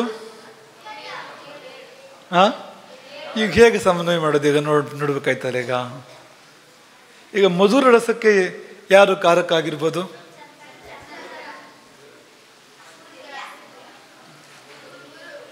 ಗುರು. ಗುರು ಮಧುರ ಕಾರಕ. ನೀವು ಸಿಹಿ ಅಂತೇನು ನಿಮ್ಮ ಜೀವನದಲ್ಲಿ ನಿಮ್ಗೆ ಸಿಗುತ್ತೆ, ಅದೆಲ್ಲ ಗುರುವಿಂದ ಸಿಗಂಥದ್ದು, ನೆನ್ಪಿಟ್ಕೊಳ್ಳಿ ನೀವು. ಮಧುರ ರಸಕ್ಕೆ ಕಾರಕ ಗುರು ಅಂತ. ಕಹಿಗೆ ಯಾರು ಕಾರಕ ಇರ್ಬೋದು? ಊಹೆ ಮಾಡ್ತೀರಾ? ಕುಜ. ಖಾರಕ್ಕೆ ಯಾರು ಕಾರಕ ಇರ್ಬೋದು? ಸೂರ್ಯ ಖಾರ ಅಲ್ವಾ, ಬಿಸಿಲು ಜೋರು ಇರುತ್ತೆ ನೋಡಿ. ಸೂರ್ಯ ಕಟು. ಹೇಳ್ತೀನಿ, ಬರ್ಕೊಳ್ತಾ ಹೋಗಿಬೇಕಾದ್ರೆ. ಇಲ್ಲಿ ಚಾರ್ಟ್ ಇಲ್ಲ ಅಂತ ಕಾಣುತ್ತೆ ಇದು. ಸೂರ್ಯ ಖಾರ ಕಟು, ಚಂದ್ರ ಉಪ್ಪು, ಸಮುದ್ರಕ್ಕೆ ಚಂದ್ರನೇ ನೋಡಿ. ಕಹಿಗೆ ಕುಜ, ಮಧುರಕ್ಕೆ ಗುರು, ಹುಳಿಗೆ ಶುಕ್ರ, ಕಷಾಯ ಒಗರು ಅದು ಶನಿ. ಕಷಾಯ ರಸಕ್ಕೆ ಶನಿ.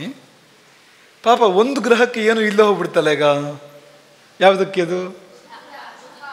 ಮತ್ತೆ ಬುದ್ಧನಿಗೆ ಏನು ಮಾಡೋದು? ಅದು ಎಂಥದ್ದು? ಎಲ್ಲ 6 ಸೇರೋರು ಏನಾಗ್ಬೋದು ಕತೆ ಅಂತ. ಬುಧ ಸ್ವಭಾವತ ಹೊಂದಾಣಿಕೆಯವನು, ನಿಮ್ಗೆ ಹೇಳಿದ್ವಲ್ವಾ, ಹೊಂದಾಣಿಕೆಯವನು, ಸೇರ್ಕೊಳ್ಳೋನು ಅಂತ, ಆ ಥರ ಸ್ವಭಾವದವನವನು ಅಂತ. ಹಾಗಾಗಿ ಮಿಶ್ರ ರಸ ಬುಧನಿಗೆ ಅಂತ. 6 ಸೇರಬೇಕು ಅಂತಿಲ್ಲ, ಏನು 2-3 ಸೇರಿದ್ರು ಕೂಡ ಬುಧನೇ ಅದು ಅಂತ ಕಾಂಬಿನೇಷನ್. ಏನಾದ್ರು ಉದಾಹರಣೆ ಕೊಡ್ತೀರಾ? 2-3 ರಸಗಳು ಜೋರಾಗಿರೋಂಥ ಒಂದು ಐಟಮ್ ಉದಾಹರಣೆ ಕೊಡ್ತೀರಾ?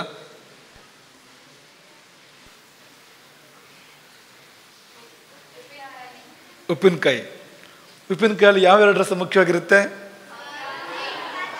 ಖಾರನೂ ಜಾಸ್ತಿ, ಉಪ್ಪು ಜಾಸ್ತಿ ಅಂತ. ಬುಧ ಬಂದ ಅಲ್ಲಿ ಅಂತ. ಮಿಶ್ರ ಬಂದಾಗ ಬುಧ ಅಂತ. ಈ ಗ್ರಹಗಳ ವಯಸ್ಸು ನೋಡೋಣವಾ? ಯಾರು ಯುವಕರು, ಯಾರು ಮುದುಕರು ಎಲ್ಲ ನೋಡೋಣವಾ?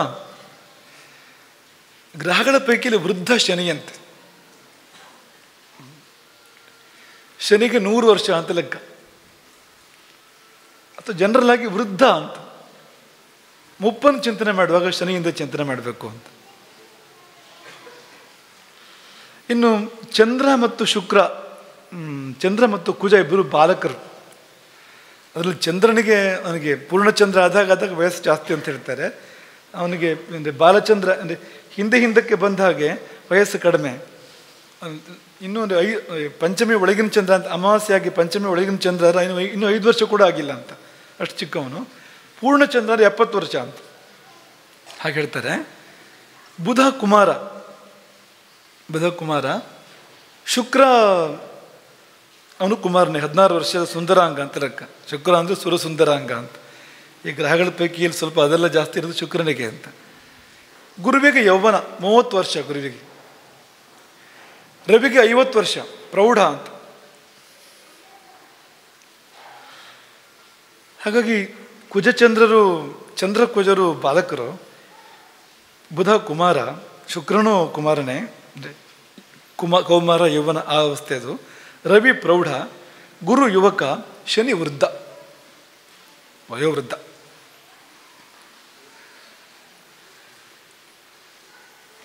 ಇನ್ನು ಗ್ರಹಗಳಲ್ಲಿ ಯಾರು ಎಷ್ಟು ವೇಗ ಅಂತ ನೋಡೋಣ. ರನ್ನಿಂಗ್ ರೇಸ್ ಗ್ರಹಗಳ ಮಧ್ಯೆ ಯಾರು ಗೆಲ್ತಾರೆ, ಯಾರು ಸೋಲ್ತಾರೆ ಅಂತ. ಈ 12 ರಾಶಿಗಳಿದೆಯಲ್ವಾ, ಒಂದೊಂದು ರಾಶಿಯನ್ನು ದಾಟೋದಕ್ಕೆ ಎಷ್ಟು ಸಮಯ ಬೇಕು ಒಂದೊಂದು ಗ್ರಹಕ್ಕೆ ಅಂತ ನೋಡಿದರೆ ಗೊತ್ತಾಗುತ್ತೆ ಯಾರ ಸ್ಪೀಡ್ ಏನು ಅಂತ. ಒಂದು ಅಂದಾಜು ಸಿಗುತ್ತೆ ನಮಗೆ. ನೋಡೋಣವಾ, ಒಂದು ರಾಶಿ ದಾಟೋದಕ್ಕೆ ಸೂರ್ಯನಿಗೆ 1 ತಿಂಗಳು ಬೇಕಂತೆ. ಈಗ ಮೇಷಕ್ಕೆ ಸೂರ್ಯ ಪ್ರವೇಶ ಮಾಡಿದರೆ ಮೇಷದಿಂದ ನಿರ್ಗಮನ ಆಗೋದಕ್ಕೆ 1 ತಿಂಗಳು ಬೇಕು. ಸೌರಮಾನ ಮಾಸ ಅದು. ಮೇಷ ಮಾಸ ಅಂತ ಹೇಳ್ತಾರಲ್ಲ, ಮೇಷ ಮಾಸ ಅಂದರೆ ಏನು? ಸೂರ್ಯ ಮೇಷದಲ್ಲಿ ಎಷ್ಟು ಸಮಯ ಇರ್ತಾನೋ ಅಷ್ಟು ಸಮಯ ಮೇಷ ಮಾಸ ಅದು. ಎಲ್ಲಿ ಹೋದರೂ 1 ತಿಂಗಳು ಬೇಕು ಅವನಿಗೆ. ಮಕರ 1 ತಿಂಗಳೇ, ಕುಂಭ 1 ತಿಂಗಳೇ, ಅಷ್ಟೇ ಅದು. ಚೂರ್ಪಾರು ಹೆಚ್ಚು ಕಡಿಮೆ ಹೊರತು 1 ತಿಂಗಳು ಅವಧಿ ಬೇಕು ಸೂರ್ಯನಿಗೆ.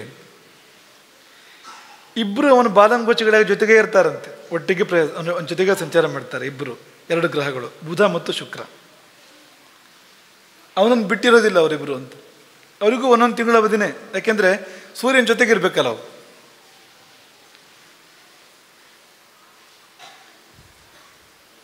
ಅದು ಹೇಗೆಂದರೆ, ಈಗ ಸೂರ್ಯ ಮೇಷದಲ್ಲಿದ್ದಾನೆ ಅಂದರೆ ಬುಧ ಅವನು ಒಂದು ಮೇಷದಲ್ಲಿರಬೇಕು, ಅಥವಾ ಮೀನದಲ್ಲಿರಬೇಕು, ಅಥವಾ ವೃಷಭದಲ್ಲಿರಬೇಕು, ಮತ್ತೆಲ್ಲಿ ಇರೋಕ್ಕೆ ಸಾಧ್ಯ ಇಲ್ಲ. ಆ ಮನೆ, ಹಿಂದಿನ ಮನೆ, ಮುಂದಿನ ಮನೆ ಅಷ್ಟೇ, ಅದಕ್ಕಿಂತ ದೂರ ಹೋಗೋದೇ ಇಲ್ಲ ಅಂತ. ಹತ್ತಿರ ಇರ್ತಾನೆ ಅಂತ ಬುಧ.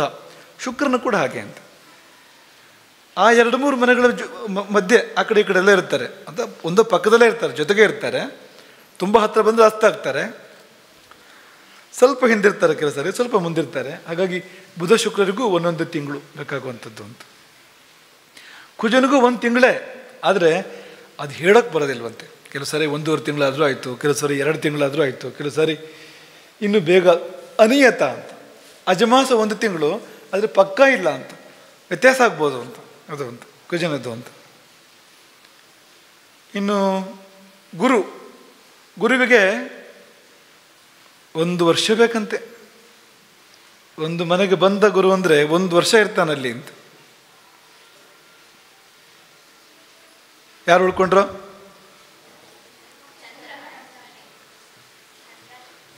ಚಂದ್ರನಿಗೆ ಎಷ್ಟು ಸಮಯ ಬೇಕು ಒಂದು ಮನೆ ದಾಟೋದಕ್ಕೆ? 2.25 ದಿನಗಳು ಅಂತ. 2.25 ದಿನಗಳು ಅಂತ, ತಿಂಗಳಲ್ಲ. ಶನಿಗೆ 2.5 ವರ್ಷಗಳು ಅಂತ. ಚಂದ್ರನಿಗೆ 2.25 ದಿನ ಬೇಕಾಗುವಲ್ಲಿ ಶನಿಗೆ 2.5 ವರ್ಷ ಬೇಕು ಅಂತ. ನೀವು 7.5 ಅಂತ ಕೇಳಿದ್ದೀರಾ? ಕನ್ನಡದಲ್ಲಿ 7 ಶನಿ ಅಂತ ಹೇಳ್ತಾರೆ ಅದಕ್ಕೆ. ಕೇಳಿದ್ದೀರಾ? ರಾಶಿ ಕುಂಡ್ಲಿ ಹಾಕು ಸುರೇಶ್, ದ್ವಾದಶ ರಾಶಿಗಳಿದ್ದು.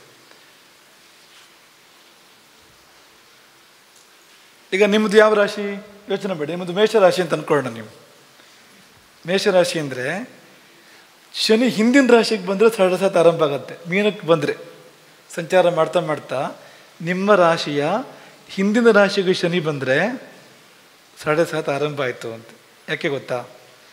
ಹಿಂದಿನ ರಾಶಿಯಲ್ಲಿ 2.5 ವರ್ಷ, ಆ ರಾಶಿಯಲ್ಲಿ 2.5 ವರ್ಷ, ಮುಂದಿನ ರಾಶಿಯಲ್ಲಿ ಇಷ್ಟು 7.5 ವರ್ಷವೂ ಪೀಡಿಸ್ತಾನ ಅವನು ಅಂತ.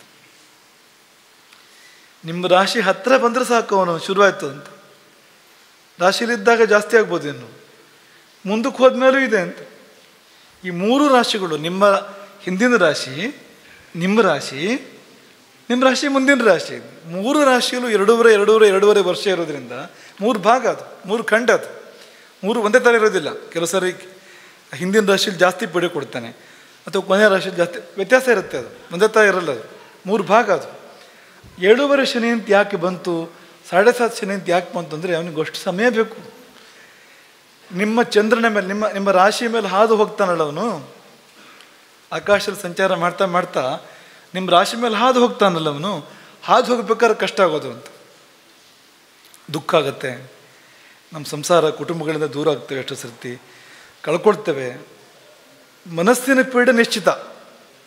ಯಾಕೆಂದರೆ ನಮ್ಮ ರಾಶಿ ಅಂದರೆ ಚಂದ್ರ, ಅದು ಚಂದ್ರನಿಂದ ಬರುವಂಥದ್ದು ರಾಶಿ ಅನ್ನುವಂಥದ್ದು. ಚಂದ್ರ ಅಂದರೆ ಮನಸ್ಸು, ಮನಸ್ಸಿಗೆ ಪೀಡೆ, ನೆಮ್ಮದಿ ಇಲ್ಲ ಅನ್ನೋದು ನಿಶ್ಚಿತ ಅಂತ, ಶನಿ ಹಾದು ಹೋಗಬೇಕಾದ್ರೆ ಅಂತ. ನಮಗೆ 7.5 ಶನಿ ಇದ್ದಾಗ, ನಮ್ಮ ಉದಾಹರಣೆ ಕೊಡ್ತೀವಿ ನಮಗೆ 7.5 ಇದ್ದಾಗ, ನಮ್ಮ ರಾಶಿಗೆ ಶನಿ ಬಂದಾಗ, ಬಂದಾಗ ನಾವು ಪರ್ಮನೆಂಟಾಗಿ ಮನೆ ಬಿಟ್ಟುವು ಅಂತ. ನಾವು ಸನ್ಯಾಸ ಸ್ವೀಕಾರ ಮಾಡಿದ್ದೇ ಆಗ ಅಂತ, ಪೂರ್ತಿ ಇನ್ನು ವಾಪಸ್ಸು ಆ ರೂಪದಲ್ಲಿ ಮತ್ತೆ ಹೋಗಲಿಕ್ಕಿಲ್ಲ, ಆ ರೀತಿ ಬಿಟ್ಟು ಬಂದಿದ್ದು ಶನಿ ನಮ್ಮ ರಾಶಿಗೆ ಬಂದಾಗ ಅಂತ. ಅದಷ್ಟು ಪ್ರಭಾವ ಇರುತ್ತೆ ಅವನಿಗೆ ಅಂತ. ಜ್ಯೋತಿಷ್ಯ ಸತ್ಯ ಅನ್ನೋದಕ್ಕೊಂದು ಉದಾಹರಣೆ ಕೊಟ್ಟಿದ್ದಾನೆ ನಿಮಗೆ ಅಂತ. ಶನಿ ಸನ್ಯಾಸಕ್ಕೆ ಕಾರಕ ಕೂಡ ಹೌದು, ಸನ್ಯಾಸ ವೈರಾಗ್ಯಕ್ಕೆ ಕಾರಕ ಕೂಡ ಹೌದು. ಹಾಗಾಗಿ ಮನೆ ಬಿಡಿಸಿದ, ಸನ್ಯಾಸವನ್ನು ಕೊಟ್ಟ ಅಂತ. ಯಾಕೆ ಸುಳ್ಳು ಅಂತ ಹೇಳ್ತೀರಿ ಜ್ಯೋತಿಷವನ್ನೀಗ? ನಾವೇ ನಿಮ್ಮ ಮುಂದಿದ್ದೀವಲ್ಲ ಉದಾಹರಣೆಗೆ, ಫಲ ಕೊಡುತ್ತೆ ಅನ್ನೋದಕ್ಕೆ ಅಂತ. ಆಯಿತಾ? ಇನ್ನೊಂದು ಚಿಕ್ಕ ಲೆಕ್ಕ ನಿಮ್ಗೆ ಹೇಳ್ತೀವಿ. ಈಗ ಆಗಲಿ, ಇದಕ್ಕಿಂತ ಮೊದಲು ರನ್ನಿಂಗ್ ರೇಸಲ್ಲಿ ಯಾರು ಗೆದ್ರು? ಈ ಕೆಲಸ ಈ ಸ್ಲೋ ರನ್ನಿಂಗ್ ರೇಸ್ ಅಂತ ಆಗುತ್ತೆ, ಅಥವಾ ಸ್ಲೋ ಸೈಕ್ಲಿಂಗ್ ರೇಸ್ ಅಂತೆಲ್ಲ ಆಗುತ್ತಲ್ಲ, ಹಾಗೆ ತಗೊಂಡ್ರು ಯಾರು ಗೆದ್ರು ಅದರಲ್ಲಿ? ಅತ್ಯಂತ ವೇಗ ಚಂದ್ರನದ್ದು, ಅತ್ಯಂತ ನಿಧಾನ ಕುಂಟನಂತೆ ಅವನು. ಶನಿ ಪಂಗುಹು ಅಂತ, ಕುಂಟ ಅವನು ಅಂತ. ಹಾಗಾಗಿ ನಿಧಾನ ಅವನು ಶನೈಶ್ಚರ ಅಂತ ಕರೀತಾರೆ. ಶನೈಹಿ ಅಂದರೆ ಮೆಲ್ಲ ಅಂತ, ಶನೈಶ್ಚರ ಅಂದರೆ ಮೆಲ್ಲ ಹೋಗ್ತಾ ಇರ್ತಾನೆ, ನಾಮವೇಗ ಅಂತ. ಹಾಗಾಗಿ ಶನಿಯ ಪ್ರಭಾವದಲ್ಲಿದ್ದಾಗ ನಿಧಾನ ಆಗ್ತವೆ ಕೆಲಸಗಳೆಲ್ಲ ಅಂತ. ಅದು ಸ್ಥಿರ ಆದರೆ ಅದು ನಿಧಾನ, ಅದೇ ಚಂದ್ರ ಆದರೆ ಪಕ್ಕನೆ ಅಂತ. ಹಾಗಾಗಿ ಕೆಲವು ಸಾರಿ ಒಂದು ಕಾರ್ಯ ಈಗ ಆಗ್ತದೋ, ನಿಧಾನ ಆಗ್ತದೋ, ಅಥವಾ ಮಧ್ಯಮವೋ ಈ ಗ್ರಹಗಳ ಮೂಲಕ ಹೇಳ್ತಾರೆ. ಹೇಗೆ ಹೇಳ್ತಾರೆ ಅಂತ ಹೇಳ್ತೀವಿ ನಿಮಗೆ ಅದನ್ನು. ಸೂರ್ಯ 6 ತಿಂಗಳಲ್ಲಿ ಫಲ ಕೊಡ್ತಾನಂತೆ. ಫಲ ಕೊಡಬೇಕಾದ್ರೆ ಎಷ್ಟು ಸಮಯ ತಗೋತಾರೆ ಅವರು ಅಂತ, ಒಂದು ಫಲ ಕೊಡಬೇಕಾದ್ರೆ ಅಂತ ಅಂದಾಜು ಮಾಡಬೇಕಾದ್ರೆ ಈ ಥರ ಹೇಳ್ತಾರೆ. ಸೂರ್ಯನಿಗೆ ಒಂದು 6 ತಿಂಗಳು ಬೇಕಂತೆ ಫಲ ಕೊಡಬೇಕು ಅಂದರೆ, ಚಂದ್ರನಿಗೆ ಒಂದು ಕ್ಷಣ ಸಾಕಂತೆ ಅಂತ, ಆ ಕ್ಷಣದಲ್ಲಿ ಫಲ ಅಂತ. ಕುಜನಿಗೆ 1 ದಿವಸ ಬೇಕಂತೆ. ಕುಜ ಬಂದ ಅಂದರೆ 1 ದಿನ ಬಿಟ್ಟು ಫಲ ಕೊಡ್ತಾನೆ. ಬುಧನಿಗೆ 1 ಋತು ಬೇಕು. 1 ಋತು ಒಂದು ಎಷ್ಟು ದಿನ? 1 ಋತುವಿಗೆ ದಿನ ಎಷ್ಟು? ಯಾಕೆ? 2 ಮಾಸಗಳು ಅಂತ, 60 ದಿನ ಅಂತ, ಸಿಂಪಲ್. ಗುರು 1 ತಿಂಗಳಲ್ಲಿ ಫಲ ಕೊಡ್ತಾನೆ ಅಂತ, ಗುರುವಿಗೆ ಮಾಸ ಅಂತ. ಶುಕ್ರನಿಗೆ ಪಕ್ಷ 15 ದಿವಸದಲ್ಲಿ ಫಲ ಕೊಡ್ತಾನೆ. ಶನಿಗೆ 1 ವರ್ಷ ಬೇಕು. ಶನಿಯಿಂದ ನೀವು ಒಂದು ಫಲ ಚಿಂತನೆ ಮಾಡಿದರೆ ಆ ಫಲ ಬರಬೇಕು ಅಂದರೆ 1 ವರ್ಷ ಕಳೆದ ಫಲ ಕೊಡೋಕ್ಕೆ ಶುರು ಮಾಡ್ತಾನೆ ಅವನು ಅಂತ. ಆಮೇಲೆ ಅಂತ ಹಾಗಾಗಿ ಈ ರೀತಿ ಚಂದ್ರನಿಂದ ಬಂತು ಅಂದರೆ ಈಗಲೇ ಆಗತ್ತೆ ಅಂತ ಹೇಳಬೇಕು ಅಂತ. ಯಾವುದೊಂದು ವಿಷಯ ಚಿಂತನೆ ಮಾಡಬೇಕಾದ್ರೆ ಕಾಲವನ್ನು ಚಂದ್ರನನ್ನು ಚಿಂತನೆ ಮಾಡ್ತೀವಿ ಅಂತಾದರೆ ಈಗ ಬಂತು ಫಲ ಅಂತ, ಈಗ ಬರುತ್ತೆ ಅಂತ ಹೇಳಬೇಕು ಅಂತ, ಇಮ್ಮಿಡಿಯೇಟ್. ಬೇರೆ ಗ್ರಹಗಳಾದರೆ ಈ ಸಮಯ ಹೇಳಬೇಕು, 2 ತಿಂಗಳಲ್ಲಿ ಬರುತ್ತೆ, 6 ತಿಂಗಳಲ್ಲಿ ಬರುತ್ತೆ, 1 ದಿವಸದಲ್ಲಿ ಬರುತ್ತೆ, ನಿಮಗೆ ನಾಳೆ ಈ ಫಲ ಬರುತ್ತೆ ಅಂತ ಹೇಳೋದು ಯಾವ ರೀತಿಯಿಂದ ಅಂದರೆ ಈ ಗ್ರಹಗಳಿಗಿರ್ತಕ್ಕಂಥ ಈ ಒಂದು ಲೆಕ್ಕಾಚಾರದ ಮೇಲೆ ಹೇಳುವಂಥದ್ದು ಅಂತ. ಇನ್ನೊಂದು 2-3 ವಿಷಯ ಇದೆ, ಹೇಳಿ ಮುಗಿಸೋಣ ಅದನ್ನ. ಧಾತುಗಳು ತಾಮ್ರ ಇದೆ, ಬಂಗಾರ ಇದೆ, ಕಂಚಿದೆ, ಬೆಳ್ಳಿ ಇದೆ, ಕಬ್ಬಿಣ ಇದೆ. ಯಾವ್ಯಾವ ಗ್ರಹದ ಅಂತ ನೋಡೋಣ. ಬಂಗಾರಕ್ಕೆ 2 ಗ್ರಹಗಳು, ಒಂದು ಗುರು, ಇನ್ನೊಂದು ಕುಜ. ಕುಜನಿಂದ ಜಾಸ್ತಿ ಹೇಳ್ತಾರೆ. ಬಂಗಾರ ಗುರುವಿನ ಬಣ್ಣ ಅಂದರೆ ಉದಾಹರಣೆಗೆ ಕನಕ ಪುಷ್ಯರಾಗ ಅಂತ ಹೇಳ್ತಾರಲ್ಲ, ಗುರುವಿನ ಮಣಿ ಅದು ಬಂಗಾರದ ಬಣ್ಣದಲ್ಲಿ ಇರ್ತಕ್ಕಂಥದ್ದು. ಗುರುವಿಗೂ ಹೇಳ್ತಾರೆ, ಕುಜನಿಗೂ ಹೇಳ್ತಾರೆ ಬಂಗಾರವನ್ನು. ಸೂರ್ಯ ತಾಮ್ರ, ಚಂದ್ರ ಅಂದರೆ ಮಣಿಗಳು. ಅವನಿಗೆ ಲೋಹಗಳು ಯಾವುದೂ ಇಲ್ಲ, ಮಣಿಗಳು ಚಂದ್ರ ಅಂದರೆ. ಕುಜ ಬಂಗಾರ, ಬುಧ ಕಂಚು, ಕಪ್ಪೆ ಚಪ್ಪು ಕೂಡ ಹೌದು. ಬುಧ ಕಂಚು, ಇದೆಲ್ಲ ಸಿಗುತ್ತೆ ನಮಗೆ, ನೀವು ಬರ್ಕೊಳ್ಳಿ, ಸಿಗುತ್ತೆ ನಮಗೆ. ಗುರು ಬಂಗಾರ, ಶುಕ್ರ ಬೆಳ್ಳಿ. ಹಾಗಾದ್ರೆ ನಮ್ಮ ಶನಿಗೆ ಯಾವುದು ಉಳಿತು? ಶನಿಯಿಂದ ಕಬ್ಬಿಣ ಅಂತ. ತಾಮಸ ಗ್ರಹ ಶನಿ, ಕಬ್ಬಿಣವು ಕೂಡ ತಾಮಸವೇ. ಹಾಗಾಗಿ ಶನಿಯಿಂದ ಕಬ್ಬಿಣವನ್ನು ಚಿಂತನೆ ಮಾಡಬೇಕು. ರಾಹುವಿನಿಂದ ತವರ, ರಾಹುವಿನಿಂದ ತವರ, ಕೇತುವಿನಿಂದ ಸೀಸ. ರಾಹು ಕೇತುಗಳಿಗೂ ಇದೆ.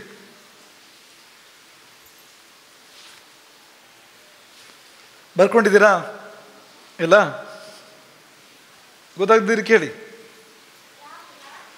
ತವರ, ತವರ, ತವರು ಅಲ್ಲ, ತವರ. ಋಗ್ವೇದಕ್ಕೆ ಗುರುಕಾರಕ. ಶಿವಗುರುಕುಲದವರು ಇದ್ದೀರಿ ಇಲ್ಲಿ. ಋಗ್ವೇದಕ್ಕೆ ಗುರುಕಾರಕ, ಯಜುರ್ವೇದಕ್ಕೆ ಶುಕ್ರಕಾರಕ, ಸಾಮವೇದಕ್ಕೆ ಕುಜ ಕಾರಕ, ಅಥರ್ವ ವೇದಕ್ಕೆ ಬುಧ ಕಾರಕ. ವೇದಗಳಿಗೆ ಕೂಡ ಈ ಗ್ರಹಗಳು ಕಾರಕರಾಗ್ತಾರೆ. ಉಳಿದು ಗ್ರಹಗಳಿಗಿಲ್ಲ. ಈ 4 ಗ್ರಹಗಳಿಗೆ ವೇದ ಕಾರಕತ್ವ ಇದೆ. ಎಲ್ಲ ವೇದಗಳಿಗೂ ಸೇರಿ ಗುರುವೇ ಕಾರಕ. ಹಾಗೆ ನೋಡಿದರೆ ಅದರೊಳಗೆ ವಿಭಾಗ ಮಾಡೋದಾದರೆ ಯಜುರ್ವೇದಕ್ಕೆ ಶುಕ್ರ, ಸಾಮವೇದಕ್ಕೆ ಮಂಗಲ, ಅಥರ್ವ ವೇದಕ್ಕೆ ಬುಧ ಅಂತ ಹೀಗೆ ವಿಭಾಗ ಮಾಡ್ತಾರೆ. ಇನ್ನೊಂದು ವಿಷಯ ಇವತ್ತು ಹೇಳಬೇಕು ಅಂತಿದ್ದೀವಿ ಮಕ್ಕಳೇ ನಿಮಗೆ. ಈ ಗ್ರಹಗಳು ನೋಡ್ತವೆ ಗೊತ್ತಾ ನಿಮಗೆ? ಗ್ರಹಗಳು ನೋಡ್ತವೆ ಅಂತ, ದೃಷ್ಟಿ ಇದೆ ಗ್ರಹಗಳಿಗೆ ಅಂತ. ಅವು ನೋಡಿದ್ರೆ ಪರಿಣಾಮ ಬೀರ್ತವೆ ಒಂದು ಅಂತ. ಇದ್ದಲ್ಲಿ ಮಾತ್ರ ಅಲ್ಲ, ಅವು ಯಾವ ಮನೆಯನ್ನು ನೋಡ್ತವೋ ಅಲ್ಲೊಂದು ಪರಿಣಾಮವನ್ನು ಕೊಡ್ತವೆ. ಈ ದೃಷ್ಟಿ ಬಗ್ಗೆ ಸ್ವಲ್ಪ ತಿಳ್ಕೊಳ್ಬೇಕು ನಾವು ಅಂತ. ಈ ದ್ವಾದಶ ರಾಶಿಗಳ ಕುಂಡ್ಲಿನ ತೋರಿಸುವಿಲ್ಲ ನೀನು. ಹಾಗಾಗಿ ಯೋಗ ಮತ್ತು ದೃಷ್ಟಿ ಇದೆರಡು ತುಂಬ ವಿಶೇಷವಾಗಿರುವಂಥ. ಯೋಗ ಅಂದರೆ ಎಲ್ಲಿ ಇದೆ ಅದು ಯೋಗ. ಈಗ ಮೇಷದಲ್ಲಿ ಕುಜ ಇದೆ ಅಂದರೆ ಮೇಷಕ್ಕೆ ಕುಜನ ಯೋಗ ಇದೆ ಅಂತ. ದೃಷ್ಟಿಗೂ ಕೂಡ ಅಷ್ಟೇ ಫಲ ಇದೆ. ಯೋಗಕ್ಕೆ ಎಷ್ಟು ಫಲ ಇದೆಯೋ ದೃಷ್ಟಿಗೂ ಅಷ್ಟೇ ಫಲ ಇದೆ ಅಂತ. ಎಲ್ಲೆಲ್ಲಿ ನೋಡ್ತಾರೆ ಗ್ರಹಗಳು ಅಂತ ತಿಳ್ಕೊಳ್ಳೋಣ. ಈಗ ತುಂಬ ಇಂಪಾರ್ಟೆಂಟ್ ಇದು. ಗುರುದೃಷ್ಟಿ ಬಂದರೆ ಪರಿಹಾರ ಆಗತ್ತೆ. ಅದೆಲ್ಲ ಎಲ್ಲಿ ಬರುತ್ತೆ ಗುರುದೃಷ್ಟಿ ಗೊತ್ತಾಗಬೇಕಲ್ಲ ಅಂತ. ಮಕ್ಕಳೇ, ಒಂದು ಸಾಮಾನ್ಯ ನಿಯಮ ಏನು ಅಂದರೆ ಎಲ್ಲ ಗ್ರಹಗಳು ತಮ್ಮ 7ನೇ ಮನೆಯನ್ನು ನೋಡ್ತವೆ ಅಂತ. ಎಲ್ಲ ಗ್ರಹಗಳು ತಾವು ಎಲ್ಲಿರ್ತಾವೋ ಅಲ್ಲಿಂದ 7ನೇ ಮನೆ ಅಂತ. ಫಾರ್ ಎಕ್ಸಾಂಪಲ್, ಈಗ ಬುಧ ಮಿಥುನದಲ್ಲಿದ್ದಾನೆ ಅಂತ ಅನ್ಕೊಳ್ಳಿ ನೀವು. ಬುಧ ಅವನು ಎಲ್ಲಿ ನೋಡ್ತಾನೆ? ಈ ಮೂಲೆ ನೋಡ್ತಾನೆ. ಆ ಮೂಲೆಯಿಂದ ಈ ಮೂಲೆ, ಹಾಗೆ ಅಲ್ವಾ? ನೀವು ಈ ಮೂಲೆಯಲ್ಲಿದ್ದರೆ ಆ ಮೂಲೆ ಕಾಣಿಸುತ್ತೆ ನಿಮಗೆ. ನಿಮ್ಗಾದ್ರೂ ಕೂಡ ಹೇಗಿರುತ್ತೆ ಹೇಳಿ? ಆ ಮೂಲೆಯಲ್ಲಿ ಇತ್ಕೊಂಡು ನೋಡ್ರೆ ಈ ಮೂಲೆ ಕಾಣಿಸುತ್ತೆ ನಿಮಗೆ. ಹಾಗೆ 7ನೇ ಮನೆ ಅಂತ. ಮಿಥುನದಲ್ಲಿ ಬುಧ ಇದ್ದರೆ ಅವನು ಧನುವನ್ನು ನೋಡ್ತಾ ಇರ್ತಾನೆ ಅಂತ. ಈಗ ಕನ್ಯಾದಲ್ಲಿ ಕುಜ ಇದ್ದರೆ ಯಾವುದನ್ನು ನೋಡ್ತಾ ಇರ್ತಾನೆ ಅವನು? ಮೀನವನ್ನು ನೋಡ್ತಾ ಇರ್ತಾನೆ. ವೃಶ್ಚಿಕದಲ್ಲಿ ಶುಕ್ರ ಇದ್ದಾನೆ, ಅವನು ಯಾವ ಮನೆ ನೋಡ್ತಾ ಇರ್ತಾನೆ? 7 ಗ್ರಹಗಳು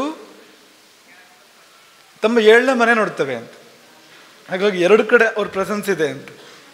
ಒಂದು ಕಡೆ ಇರೋವಂಥದ್ದು, ಇನ್ನೊಂದು ಕಡೆ ನೋಡೋವಂಥದ್ದು ಅಂತ. 2 ಕಡೆ ಫಲ ಕೊಡ್ತವೆ ಅವು ಅಂತ ನೆನ್ಪಿಟ್ಕೊಳ್ಳಿ ಅಂತ. ಆಯಿತಾ? ಇದು ಸಾಮಾನ್ಯ ದೃಷ್ಟಿ ಅಂತ ಎಲ್ಲ ಗ್ರಹಗಳಿಗೂ ಇರೋವಂಥದ್ದು.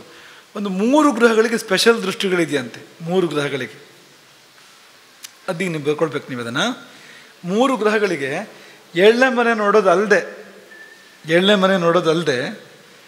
ಬೇರೆ ಕಡೆಗೂ ನೋಡ್ತೇವೆ ಅವು ಅಂತ. ವಿಶೇಷ ದೃಷ್ಟಿಗಳಿವೆ ಅವಕ್ಕೆ ಅಂತ. ಓರೆಗಣ್ಣಲ್ಲೆಲ್ಲ ನೋಡ್ತವೆ ಅವು ಅಂತ. ಸೂರ್ಯನಿಗೆ ಅದಿಲ್ಲ, ಒಂದೇ ಕಡೆ ನೋಡೋದು, 7ನೇ ಮನೆ ಮಾತ್ರ ನೋಡೋದು ಸೂರ್ಯ. ಚಂದ್ರ ಕೂಡ ಹಾಗೆ ತನ್ನ 7ನೇ ಮನೆ ನೋಡ್ತಾನೆ, ಮುಗೀತು, ಸಮಸ್ಯೆ ಇಲ್ಲ. ಕುಜ 3 ಕಡೆ ನೋಡ್ತಾನಂತೆ. ಕುಜ 3 ಕಡೆ ನೋಡ್ತಾನೆ. ಅದರಲ್ಲಿ ಒಂದು 7ನೇ ಮನೆ ನಿಮ್ಗೆ ಗೊತ್ತಿದೆ. ಇನ್ನೆರಡು ತನ್ನ 4ನೇ ಮನೆಯನ್ನು ಕೂಡ ನೋಡ್ತಾನೆ ಕುಜ ಅಂತ. 8ನೇ ಮನೆಯನ್ನು ನೋಡ್ತಾನೆ ಅಂತ. ತಾನಿರುವಲ್ಲಿಂದ ಈಗ ಉದಾಹರಣೆಗೆ ಮೇಷದಲ್ಲಿ ಕುಜ ಇದ್ದರೆ ಅವನು ಕರ್ಕವನ್ನು ನೋಡ್ತಾನೆ. ಚತುರ್ಥ ದೃಷ್ಟಿ ಅಂತ ಕರೀತಾರೆ, 4ನೇ ವಿಶೇಷ ದೃಷ್ಟಿ. ಅದರಿಂದ ಕರ್ಕವನ್ನು ನೋಡ್ತಾನೆ. ಈ ಕಡೆ ತುಲಾವನ್ನು ನೋಡ್ತಾನೆ 7ನೇ ಮನೆ.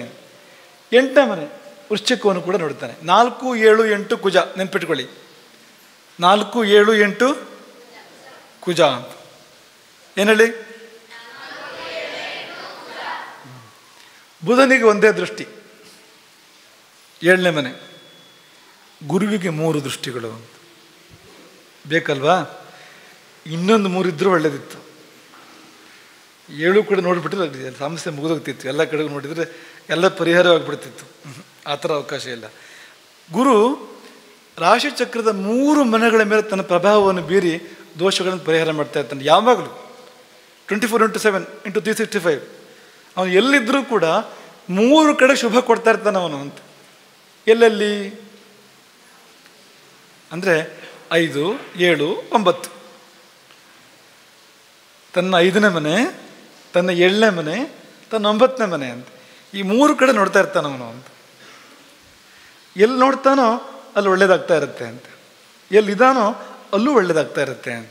ಹಾಗಾಗಿ 5, 7, 9, 9, 7, 5, 5, 7, 9, 7, 5, 9. ಕನ್ಫ್ಯೂಷನ್ ಇಲ್ಲ ಅಲ್ವಾ? ಶುಕ್ರ ಒಂದೇ ದೃಷ್ಟಿ, 7ನೇ ಮನೆ ಮಾತ್ರ. ಇನ್ನು ನಮ್ಮ ಶನಿದೇವರು ಬಂದ್ರಿ ಈಗ ಅಂತ. 3 ಕಡೆ ದೃಷ್ಟಿ ಇದೆ ಶನಿಗೆ. ಗುರು 3 ಕಡೆ ನೋಡಿ ಒಳ್ಳೇದು ಮಾಡಿದರೆ ಶನಿ 3 ಕಡೆ ನೋಡಿ ಹಾಳು ಮಾಡ್ತಾನೆ ಅದನ್ನು ಅಂತ. 3 ದೃಷ್ಟಿ ಯಾವ್ದ್ಯಾವುದು ಅಂದರೆ ಎಲ್ಲರದ್ದು ಬೇರೆ ಬೇರೆನೆ. 3, 7, 10. ಶನಿಯ ದೃಷ್ಟಿ 3, 7, 10. ತಾನಿರುವಲಿಂದ 3ನೇ ಮನೆ. ಈಗ ಶನಿ ಮೀನದಲ್ಲಿದ್ದಾನೆ ಅಂತ ಅನ್ಕೊಳ್ಳಿ. ಎಲ್ಲಿ ನೋಡ್ತಾನೆ? 3ನೇ ದೃಷ್ಟಿಯಿಂದ ಅವನು ಇರೋ ಮನೆ ಲೆಕ್ಕ ಹಾಕಬೇಕು ನೀವು. ಅವನು ಇರೋ ಮನೆ ಬಿಡಬಾರ್ದು. ಆ ಮನೆ ಬಿಟ್ಟು ಅಂತಲ್ಲ, ಇರೋ ಮನೆಯಿಂದ ಲೆಕ್ಕ ಹಾಕಬೇಕು. ಲೆಕ್ಕ ಹಾಕಿ ಹೇಳಿ. ವೃಷಭವನ್ನು ನೋಡ್ತಾನೆ ಅವನು. 3ನೇ ದೃಷ್ಟಿ. 7ನೇ ದೃಷ್ಟಿಯಿಂದ ಎಲ್ಲಿ ನೋಡ್ತಾನೆ? 10ನೇ ದೃಷ್ಟಿಯಿಂದ ಲೆಕ್ಕ ಹಾಕು. ಧನು. 3 ದೃಷ್ಟಿಗಳು 3, 7, 10. 3, 7, 10 ಶನಿ. 5, 7, 9 ಗುರು. 4, 7, 8 ಕುಜ. ಈಗ ಹೇಳಿ, ರವಿಗೆ ಎಷ್ಟು ದೃಷ್ಟಿಗಳು? ಶನಿಗೆಷ್ಟು? ಚಂದ್ರನಿಗೆಷ್ಟು? ಗುರುವಿಗೆಷ್ಟು? ಬುಧನಿಗೆಷ್ಟು? ಕುಜನಿಗೆಷ್ಟು? 8ನೇ ಮನೆ ಯಾರು ನೋಡ್ತಾರೆ? ಕುಜ. 10ನೇ ಮನೆ ಯಾರು ನೋಡ್ತಾರೆ? ಏನು ವಯಸ್ಸು ಜಾಸ್ತಿ ಆಯ್ತು ನಿಮ್ಮದು, ಶನಿ ಅಂದ್ಕೊಳ್ಳಿ. 5ನೇ ಮನೆ ನೋಡೋ ಗ್ರಹ ಯಾವುದು? 9ನೇ ಮನೆ ನೋಡೋ ಗ್ರಹ ಯಾವುದು? 4. ಚೆನ್ನಾಗಿ ಗೊತ್ತಿರ್ಬೇಕು ನಮಗಿದು ಅಂತ. ಯಾಕೆಂದರೆ ಆ ಗ್ರಹಗಳ ಇರುವಿಕೆ ಎಷ್ಟು ಮುಖ್ಯವೋ ದೃಷ್ಟಿ ಕೂಡ ಅಷ್ಟೇ ಮುಖ್ಯ. ಶಾಸ್ತ್ರ ಏನು ಹೇಳುತ್ತೆ ಅಂದರೆ, ದೃಷ್ಟವು ಯೋಗ ಫಲಂ ವಾಚ್ಯಂ ಯೋಗೇ ದೃಷ್ಟಿಫಲಂ ತಥಾ. ದೃಷ್ಟವು ಯೋಗ ಫಲಂ ವಾಚ್ಯಂ ಯೋಗೇ ದೃಷ್ಟಿಫಲಂ ತಥಾ. ಹಾಗಂದ್ರೆ ಏನು ಅಂದರೆ, ಯೋಗ ಇದ್ದರೆ ದೃಷ್ಟಿಫಲ ಇದೆ, ಅದಕ್ಕೆ ದೃಷ್ಟಿ ಇದ್ರೂ ಯೋಗದ ಫಲವೇ ಇದೆ ಅಂತ. ಇದ್ದ ಫಲವೇ ಬಂತು ಅಂತ. ಎಲ್ಲಿ ದೃಷ್ಟಿ ಇದೆಯೋ ಇದ್ದ ಫಲವೇ ಬಂತು. ಆ ಗ್ರಹ ಅಲ್ಲಿಗೆ ಆ ಮನೇಲಿ ಉಳ್ಕೊಂಡು ಫಲವೇ ಬಂತು ಅಂತ. ಎರಡೂ ಒಂದೇ ಅನ್ನೋ ಮಟ್ಟಕ್ಕೆ ಹೇಳಿದ್ದಾರೆ ಅದನ್ನು ಅಂತ. ಚೂರು ವ್ಯತ್ಯಾಸ ಇರ್ಬೋದು, ಆದರೆ ನಿಮಗೆ ಒಂದು ಹಿಂಗೆ ಬ್ರಾಡಾಗಿ ಹೇಳೋದಾದರೆ ಈ ಎರಡೂ ಒಂದೇ ಥರ ಫಲ ಕೊಡ್ತೇವೆ ಅಂತ. ಯೋಗ ಮತ್ತು ದೃಷ್ಟಿ ಎರಡೂ ಕೂಡ ಇಂಪಾರ್ಟೆಂಟು. ಹಾಗಾಗಿ ನಮಗದು ಚೆನ್ನಾಗಿ ಗೊತ್ತಿರಬೇಕು ಅಂತ. ಇಷ್ಟು ಸಂಗ್ರಹವಾಗಿ ಇವತ್ತಿನ ಪಾಠ ಇದು. ಮುಂದೆ ತುಂಬ ಬೇರೆ ಬೇರೆ ವಿಷಯಗಳಿದೆ. ಈ ಗ್ರಹಗಳದ್ದು ಕೂಡ ಇನ್ನೊಂದು ಸ್ವಲ್ಪ ನಿಮಗೆ ಹೇಳಬೇಕು ಅಂತ ಅಂದ್ಕೊಂಡಿದ್ದೀವಿ. ಉತ್ಸಾಹ ಯಾಕೆ ಬರ್ತಾ ಇದೆ ಅಂದರೆ, ನಿಮಗೆ ನೆನಪಿದೆ ಇದೆಲ್ಲ, ತುಂಬ ಖುಷಿ ಆಗೋದು ಅದು ಅಂತ. ನೀವು ಒಟ್ಟಿಗೆ ಕೂತು ಚರ್ಚೆ ಮಾಡ್ಕೋಬೇಕು. ನೀವು ಆಯುರ್ವೇದ ಪಾಠ ಆಗಬೇಕಾದ್ರೆ ವಾತ ಪ್ರಕೃತಿ ಪಿತ್ತ ಪ್ರಕೃತಿ ಅಂದರೆ ನೀವೆಲ್ಲ ಒಬ್ರಿಗೊಬ್ರು ನೋಡ್ಕೋತಾ ಇದ್ರಲ್ವ, ಯಾರ್ದು ವಾತ ಪ್ರಕೃತಿ ಯಾರ್ದು ಪಿತ್ತ ಪ್ರಕೃತಿ ಅಂತ. ಇಲ್ಲೂ ನೀವು ಮಾಡ್ಬೋದು ಅದನ್ನು ಅಂತ. ಈಗ ನಿಮ್ಮ ಸಮವಸ್ತ್ರ ಇದೆ, ಅಲ್ಲಿ ಯಾವ್ಯಾವ ಗ್ರಹಗಳಿದ್ದಾವೆ ಹೇಳಿ ನೋಡೋಣ. ಹಾಂ, ಗುರು ಅಂತ ಹೇಳ್ಬೋದು. ಯಾಕೆಂದರೆ ಗೌರ ಅಂತ ಅನ್ಬೇಕಾದ್ರೆ ಹಳದಿ ಬಣ್ಣ ಬಂತಲ್ಲಿ ಅಂತ, ಬಿಳಿ ಹಳದಿ ಗುರುವಿಗೆ ಬರೋದ್ರಿಂದ ಗುರು ಅಂತ ಹೇಳ್ಬೋದು ಅಂತ. ಅದನ್ನು ಹಳದಿ ಬಣ್ಣಕ್ಕೆ ಗುರು ಸ್ವಲ್ಪ ಗುರುವನ್ನೇ ಹೇಳ್ಬೋದು ಅಂತ. ಬಂಗಾರಕ್ಕೂ ಅವನು ಕೂಡ ಕಾರಕನಾಗಿರ್ತಾನಲ್ವಾ, ಹಾಗಾಗಿ ಅಂತ. ಇನ್ನು ನಿಮಗೆ ನಾಳೆ ರಾಶಿಗಳ ಸ್ವರೂಪ ಹೇಳೋಕ್ಕಿದೆ, ನಕ್ಷತ್ರಗಳ ಬಗ್ಗೆ ಹೇಳೋಕ್ಕಿದೆ, ತಿಥಿ ಅಂದರೆ ಏನು ಅಂತ ಹೇಳೋಕ್ಕಿದೆ, ಇದೆಲ್ಲ ಹೇಳೋಕ್ಕಿದೆ. ನಕ್ಷತ್ರಗಳು ನಿಮ್ಗೆ ಹೇಳಿದ್ವಿ, ನಕ್ಷತ್ರ ತಾರಾನುಕೂಲ ನೋಡೋಕೆ ಬರಬೇಕು ನಿಮಗೆ. ಯಾವುದು ನಿಮಗೆ ವಧತಾರೆ, ಯಾವುದು ನಿಮಗೆ ಮೈತ್ರಿತಾರೆ, ನಿಮ್ಮ ಪಾಲಿಗೆ ನಿಮ್ಮ ಮಟ್ಟಿಗೆ ಯಾವುದು ನಿಮಗೆ ಪರಮ ಮೈತ್ರಿತಾರೆ, ಯಾವುದು ನಿಮಗೆ ಸಂಪತ್ತಾರೆ ವಿಪತ್ತಾರೆ ಗೊತ್ತಿರಬೇಕು ನಿಮಗೆ. ಅದೆಲ್ಲ ಹೇಳೋಕ್ಕಿದೆ ಮುಂದಕ್ಕೆ. ಇನ್ನೂ ಸ್ವಲ್ಪ ಗ್ರಹಗಳ ಬಗ್ಗೆ ಹೇಳಿ ಮತ್ತು ನಾವು ಅಲ್ಲಿಗೆ ಮುಂದಿನ ಚಿಂತನೆಗೆ ಹೋಗೋಣ. ನಿಧಾನಕ್ಕೆ ನೀವು ಇದನ್ನು ಅರ್ಥ ಮಾಡ್ಕೊಳ್ತಾ ಅನ್ವಯ ಮಾಡ್ಕೊಳ್ತಾ ಹೋಗಬೇಕು ಅಂತ. ನಿಮಗೊಂದು ಮಾತು ಹೇಳಬೇಕಾ, ನಾವು ಜ್ಯೋತಿಷ್ಯವನ್ನು ಯಾರ ಹತ್ರ ಕಲ್ತಿಲ್ಲ ಅಂತ. ಅದು ಬಂದಿದ್ದು ಅಂತ, ಅದರಷ್ಟಕ್ಕೆ ಅದು ಬಂದಿದ್ದು. ಆದರೆ ಅದಕ್ಕೊಂದು ದೃಷ್ಟಿ ಚೌಕಟ್ಟು, ಅದಕ್ಕೊಂದು ದಿಕ್ಕು ತೋರಿಸ್ತವರು ಶಂಕರಾನಂದ ಜಯಸರು, ನಾವು ಅವರನ್ನು ಮರೆಯೋಕ್ಕಾಗೋದೇ ಇಲ್ಲ. ಆದರೆ ಬರಬೇಕಾದ್ರೆ ಅದು ಅದರಷ್ಟಕ್ಕೆ ಬಂತದ್ದು ಅಂತ. ಪ್ರಶ್ನೆ ಜಾತಕ ಚಿಂತನೆ ಆಗುವಾಗ ಅದನ್ನು ನೋಡಿ ಬಂದಿರ್ತಕ್ಕಂಥದ್ದು ಅಂತ. ಅಷ್ಟು ಸುಲಭವಾಗಿ ಬರುತ್ತೆ, ಅಷ್ಟು ಸುಲಭವಾಗಿ ಬರುತ್ತೆ. ನಿಮ್ಗೆ ಇಂಟ್ರೆಸ್ಟ್ ಒಂದಿದ್ದರೆ ಅಷ್ಟು ಸುಲಭವಾಗಿ ಬರುತ್ತೆ. ಇಂಟ್ರೆಸ್ಟ್ ಇದ್ದರೆ ಏನು ಮಾಡಿದ್ರು ಬರಲ್ಲ, ಎಷ್ಟು ಪ್ರಯತ್ನ ಪಟ್ಟರು ಬರಲ್ಲ. ಇಂಟ್ರೆಸ್ಟ್ ಬೇಕು, ಡಿಸ್ಕಷನ್ಸ್ ಬೇಕು. ಯಾಕೆ ಇದನ್ನು ಹೇಳಿದ್ವು ಅಂದರೆ, ಈಗ ಮಧುವರ್ಣ ಇರ್ತಾರೆ ಇಲ್ಲಿ, ಮಧುವರ್ಣ ಪ್ರಶ್ನೆಗೆ ಇದ್ದರೆ ನೀವು ಹೋಗಿ ಕೂತ್ಕೋಬೇಕು ಜೊತೆಯಲ್ಲಿ ಅಂತ. ಯಾವ್ದಾದ್ರು ರಹಸ್ಯವಾದಿದ್ದರೆ ವಿಷಯ ಬೇರೆ, ಇಲ್ಲ ಅಂದರೆ ಚಿಂತನೆ ಮಾಡ್ಬೇಕಾದ್ರೆ ಹೋಗಿ ಕೂತ್ಕೊಂಡ್ರೆ ಹೇಗೆ ಚಿಂತನೆ ಮಾಡ್ತಾರೆ, ಯಾವ ಗ್ರಹಕ್ಕೆ ಏನು ಹೇಳಿದರು, ಒಂದು ಫಲ ಹೇಗೆ ಹೇಳಿದರು ಗೊತ್ತಾಗತ್ತೆ ನಿಮಗೆ ಅಂತ. ಹೆಚ್ಚು ಕಲಿತಾ ಹೋಗ್ತೀರಿ ಅಂತ. ಈ ಚಿಂತನೆಗಳನ್ನ ಕೇಳಿದಾಗ ಭಾಗವಹಿಸಿದಾಗ ಜಾಸ್ತಿ ನಮಗದು ಬರ್ತಾ ಬರ್ತಾ ಹೋಗುವಂಥದ್ದು ಅಂತ. ಹಾಗಾಗಿ ಪ್ರತ್ಯಕ್ಷ ಅನುಭವಗಳಾಗಬೇಕು, ಅದರಿಂದ ಬರುತ್ತೆ ಶಾಸ್ತ್ರ ಅನ್ನೋದಿಷ್ಟನ್ನು ಹೇಳಿ ನಮಗೆ ಆಶೀರ್ವಾದ ಮಾಡ್ತೀವಿ. ಮಕ್ಕಳೇ, ಈ ಕಣ್ಣು ನಿಮಗೆ ಬರಬೇಕು, ನಿಮಗೆ ಗುರು ಕೃಪೆ ಆಗಬೇಕು, ನಿಮಗೆ ಈಶ್ವರನ ಕೃಪೆ ಆಗಬೇಕು. ಆಗಿ ಈ ಕಣ್ಣು ಬಂತು ಅಂದರೆ ಕೂತರಿಂದ ಪ್ರಪಂಚ ನೋಡ್ಬೋದು ಅಂತ, ಎಲ್ಲವನ್ನು ನೋಡ್ಬೋದು. ಇಲ್ಲೇ ಕೂತ್ಕೊಂಡು ನೀವು ತೀರ್ಮಾನ ತಗೋಬೋದು ಅಂತ. ನಾನು ಯಾವಾಗ ಯಾವುದನ್ನು ಮಾಡಬೇಕು, ಯಾವುದನ್ನು ಮಾಡಬಾರ್ದು, ಇವನು ಏನು ಮಾಡೋಕ್ಕೆ ಹೊರಟಿದ್ದಾನೆ, ನನಗೆ ನಾಳೆ ಇವನಿಂದ ಏನಾಗತ್ತೆ, ನಮಗೆ ಮಾಡೋಕ್ಕೆ ಸಾಧ್ಯ ಅಂತ ತಿಳ್ಕೊಳ್ಳೋಕೆ ಸಾಧ್ಯ ಅಂತ. ಅಥವಾ ನನ್ನ ಜೀವನಕ್ಕೆ ಯಾವಾಗ ಏನಿದೆ, ಯಾವಾಗ ಒಳ್ಳೆ ಕಾಲ, ಯಾವುದಕ್ಕೆ ಸಾಧನೆ ಮಾಡಬೇಕು, ಯಾವಾಗ ಒಳ್ಳೆ ಕಾಲ, ಅಥವಾ ನನ್ನ ಜೀವನಕ್ಕೆ ಯಾವುದಿದೆ. ಈಗ ಹಾಡು ನಂಗೆ ಬರುತ್ತೋ ಇಲ್ವೋ, ಜ್ಯೋತಿಷ ನಂಗೆ ಸೇರಿ ಬರುತ್ತೋ ಇಲ್ವೋ ತಿಳ್ಕೊಳ್ಬೋದು ಇಲ್ಲಿಂದ ಅಂತ. ಈಗ ನಿಮಗೆ ಶುಕ್ರ ತುಂಬ ಚೆನ್ನಾಗಿದ್ದರೆ ಅಭಿನಯಕ್ಕೆ ತುಂಬ ಕೌಶಲ ಬರುತ್ತೆ ಅಂತ. ಅಭಿನಯ ಕೌಶಲ ಶುಕ್ರನಿಂದ ಬರುವಂಥದ್ದು ಅಂತ. ಯಾಕೆಂದರೆ ನಿಮಗೆ ಶೋ ಆಫ್ ಅಂತ ಬೇರೆ ನೆಗೆಟಿವ್ ಮೀನಿಂಗಲ್ಲಿ ಹೇಳಿದ್ವಿ ನಿಮಗೆ ನಾವು, ಅವನು ತೋರಿಸ್ಕೊಡ್ತಾನೆ ಜಾಸ್ತಿ ಅಂತ. ಈ ಅಭಿನಯ ಅಂದರೆ ಏನು, ಅದೇ ತಾನೇ ಅಂತ. ಒಳ್ಳೆ ಅರ್ಥದಲ್ಲಿ ಮಾಡೋದಾದ್ರೆ, ಅದನ್ನೇ ಒಳ್ಳೆ ಅರ್ಥದಲ್ಲಿ ತೊಗೊಳ್ಳೋದಾದರೆ ಅಭಿನಯವಾಗಿ ಬರುತ್ತೆ, ಶುಕ್ರನಿಂದ ಬರುತ್ತೆ ಅದು. ಹಾಗೆ ಈಗ ನೀವು ದೊಡ್ಡ ನರ್ತಕರಾಗಬೇಕು, ನಟರಾಗಬೇಕು ಅಂತಿದ್ರೆ ಶುಕ್ರ ಇಲ್ಲಿ ಅದನ್ನು ನೋಡ್ಕೋಬೇಕು ಮೊದಲು ಅಂತ. ಅನುಕೂಲ ಇದ್ರೆ ಆಗುತ್ತೆ, ಇಲ್ಲಾಂದ್ರೆ ಆಗಲ್ಲ ಅಂತ. ಅದೇ ಬೇರೆ ಕಡೆ ನೆಗೆಟಿವ್ ಮೀನಿಂಗು ಬರ್ಬೋದು ಅದಕ್ಕೆ. ಈಗ 4-5 ಗ್ರಹ ಒಟ್ಟಿಗೆ ಇದ್ದರೆ, ಒಂದೇ ಕಡೆ ಒಂದೇ ರಾಶಿಯಲ್ಲಿ 4ಕ್ಕಿಂತ ಹೆಚ್ಚು ಗ್ರಹಗಳು ಒಟ್ಟಿಗೆ ಇದ್ದರೆ, ಎಲ್ಲಕ್ಕೂ ಬಲ ಇದ್ದರೆ, ಎಲ್ಲ ಗ್ರಹಗಳಿಗೂ ಅವನೇನಾಗ್ತಾನೆ ಗೊತ್ತಾ ನಿಮಗೆ? ಒಂದು ಮನೆಯಲ್ಲಿ 4ಕ್ಕಿಂತ ಹೆಚ್ಚು ಗ್ರಹ ಇರುತ್ತೆ, ಎಲ್ಲಕ್ಕೂ ಬಲ ಇರುತ್ತೆ. ಆ ಮನುಷ್ಯ ಏನಾಗ್ತಾನೆ ಗೊತ್ತಾ ನಿಮಗೆ? ಸನ್ಯಾಸಿ ಆಗ್ತಾನೆ. ರಾಜ ಆಗಲ್ಲ ಅವನು, ಸನ್ಯಾಸಿ ಆಗ್ತಾನೆ. ಏಕಸ್ಥೈ ಚತುರಾಧಿವಿರ್ ಬಲಯುತೈ ಅಂತ ಶ್ಲೋಕ ಇರುವಂಥದ್ದು. ಸನ್ಯಾಸಿ ಆಗ್ತಾನೆ. ಅದರಲ್ಲಿ ಯಾವುದೋ ಒಂದು ಗ್ರಹದಿಂದ ಕಾರಕತ್ವ ಸನ್ಯಾಸ ಕೊಡುತ್ತೆ. ಯಾವುದೊಂದು ಗ್ರಹ ಅದರಲ್ಲಿ ಯಾವ ಗ್ರಹದಿಂದ ಬಂತಂದು ನೋಡಬೇಕು. ಶುಕ್ರನಿಂದ ಬಂದರೆ ತೋರಿಕ ಸನ್ಯಾಸ ಆಗಿರುತ್ತೆ ಅದು ಅಂತ. ಸನ್ಯಾಸದ ಅಭಿನಯ ಆಗಿರುತ್ತೆ, ಅದು ನಿಜವಾದ ಸನ್ಯಾಸ ಆಗಿರೋದಿಲ್ಲ ಅಂತ. ಒಂದೊಂದಕ್ಕೂ ಬೇರೆ ಇದೆ. ಕುಜನಿಂದ ಬಂದ್ರೇನು, ಬುಧನಿಂದ ಬಂದ್ರೇನು, ಗುರುವಿನಿಂದ ಬಂದ್ರೇನು, ಶನಿಯಿಂದ ಬಂದ್ರೇನು ಅಂತರ ಇದೆ. ಶುಕ್ರನಿಂದ ಬಂತು ಅಂದರೆ ಶೋ ಆಫ್ ಅದು ಅಂತ, ನಿಜವಾದ್ದಲ್ಲ ಅದು ಅಂತ, ತೋರಿಸ್ಕೊತಾ ಇದ್ದಾನೆ ಅಷ್ಟೇ, ವೇಷಧಾರಿ ಅವನು ಅಂತ. ಸನ್ಯಾಸವೇ. ಆದರೆ ಈಗ ಕ್ಷಪಣಕರು ಇರ್ತಾರೆ, ಬೌದ್ಧರು, ನಗ್ನ ಸನ್ಯಾಸ, ದಿಗಂಬರ ಸನ್ಯಾಸಿಗಳಿರ್ತಾರೆ. ಅದನ್ನು ಯಾವುದನ್ನು ಚಿಂತನೆ ಮಾಡಬೇಕು? ಬೇರೆ ಥರ ಹೇಳಿದೆ ಅದಕ್ಕೆ. ಯಾಕೆ ಇದನ್ನು ಹೇಳಿದು ಅಂದರೆ ಎಲ್ಲವನ್ನೂ ಅರ್ಥ ಮಾಡ್ಕೊಳ್ಬೋದು ಅವನು, ಎಲ್ಲವನ್ನೂ ತಿಳ್ಕೊಬೋದು ಅವನು, ತುಂಬ ಸುಲಭವಾಗಿ ತಿಳ್ಕೊಬೋದು ಅಂತ. ಹಾಗಾಗಿ ಒಂದು ಕಡೆಯಿಂದ ನೋಡ್ತಾ ಹೋಗೋಣ ಮಕ್ಕಳೇ.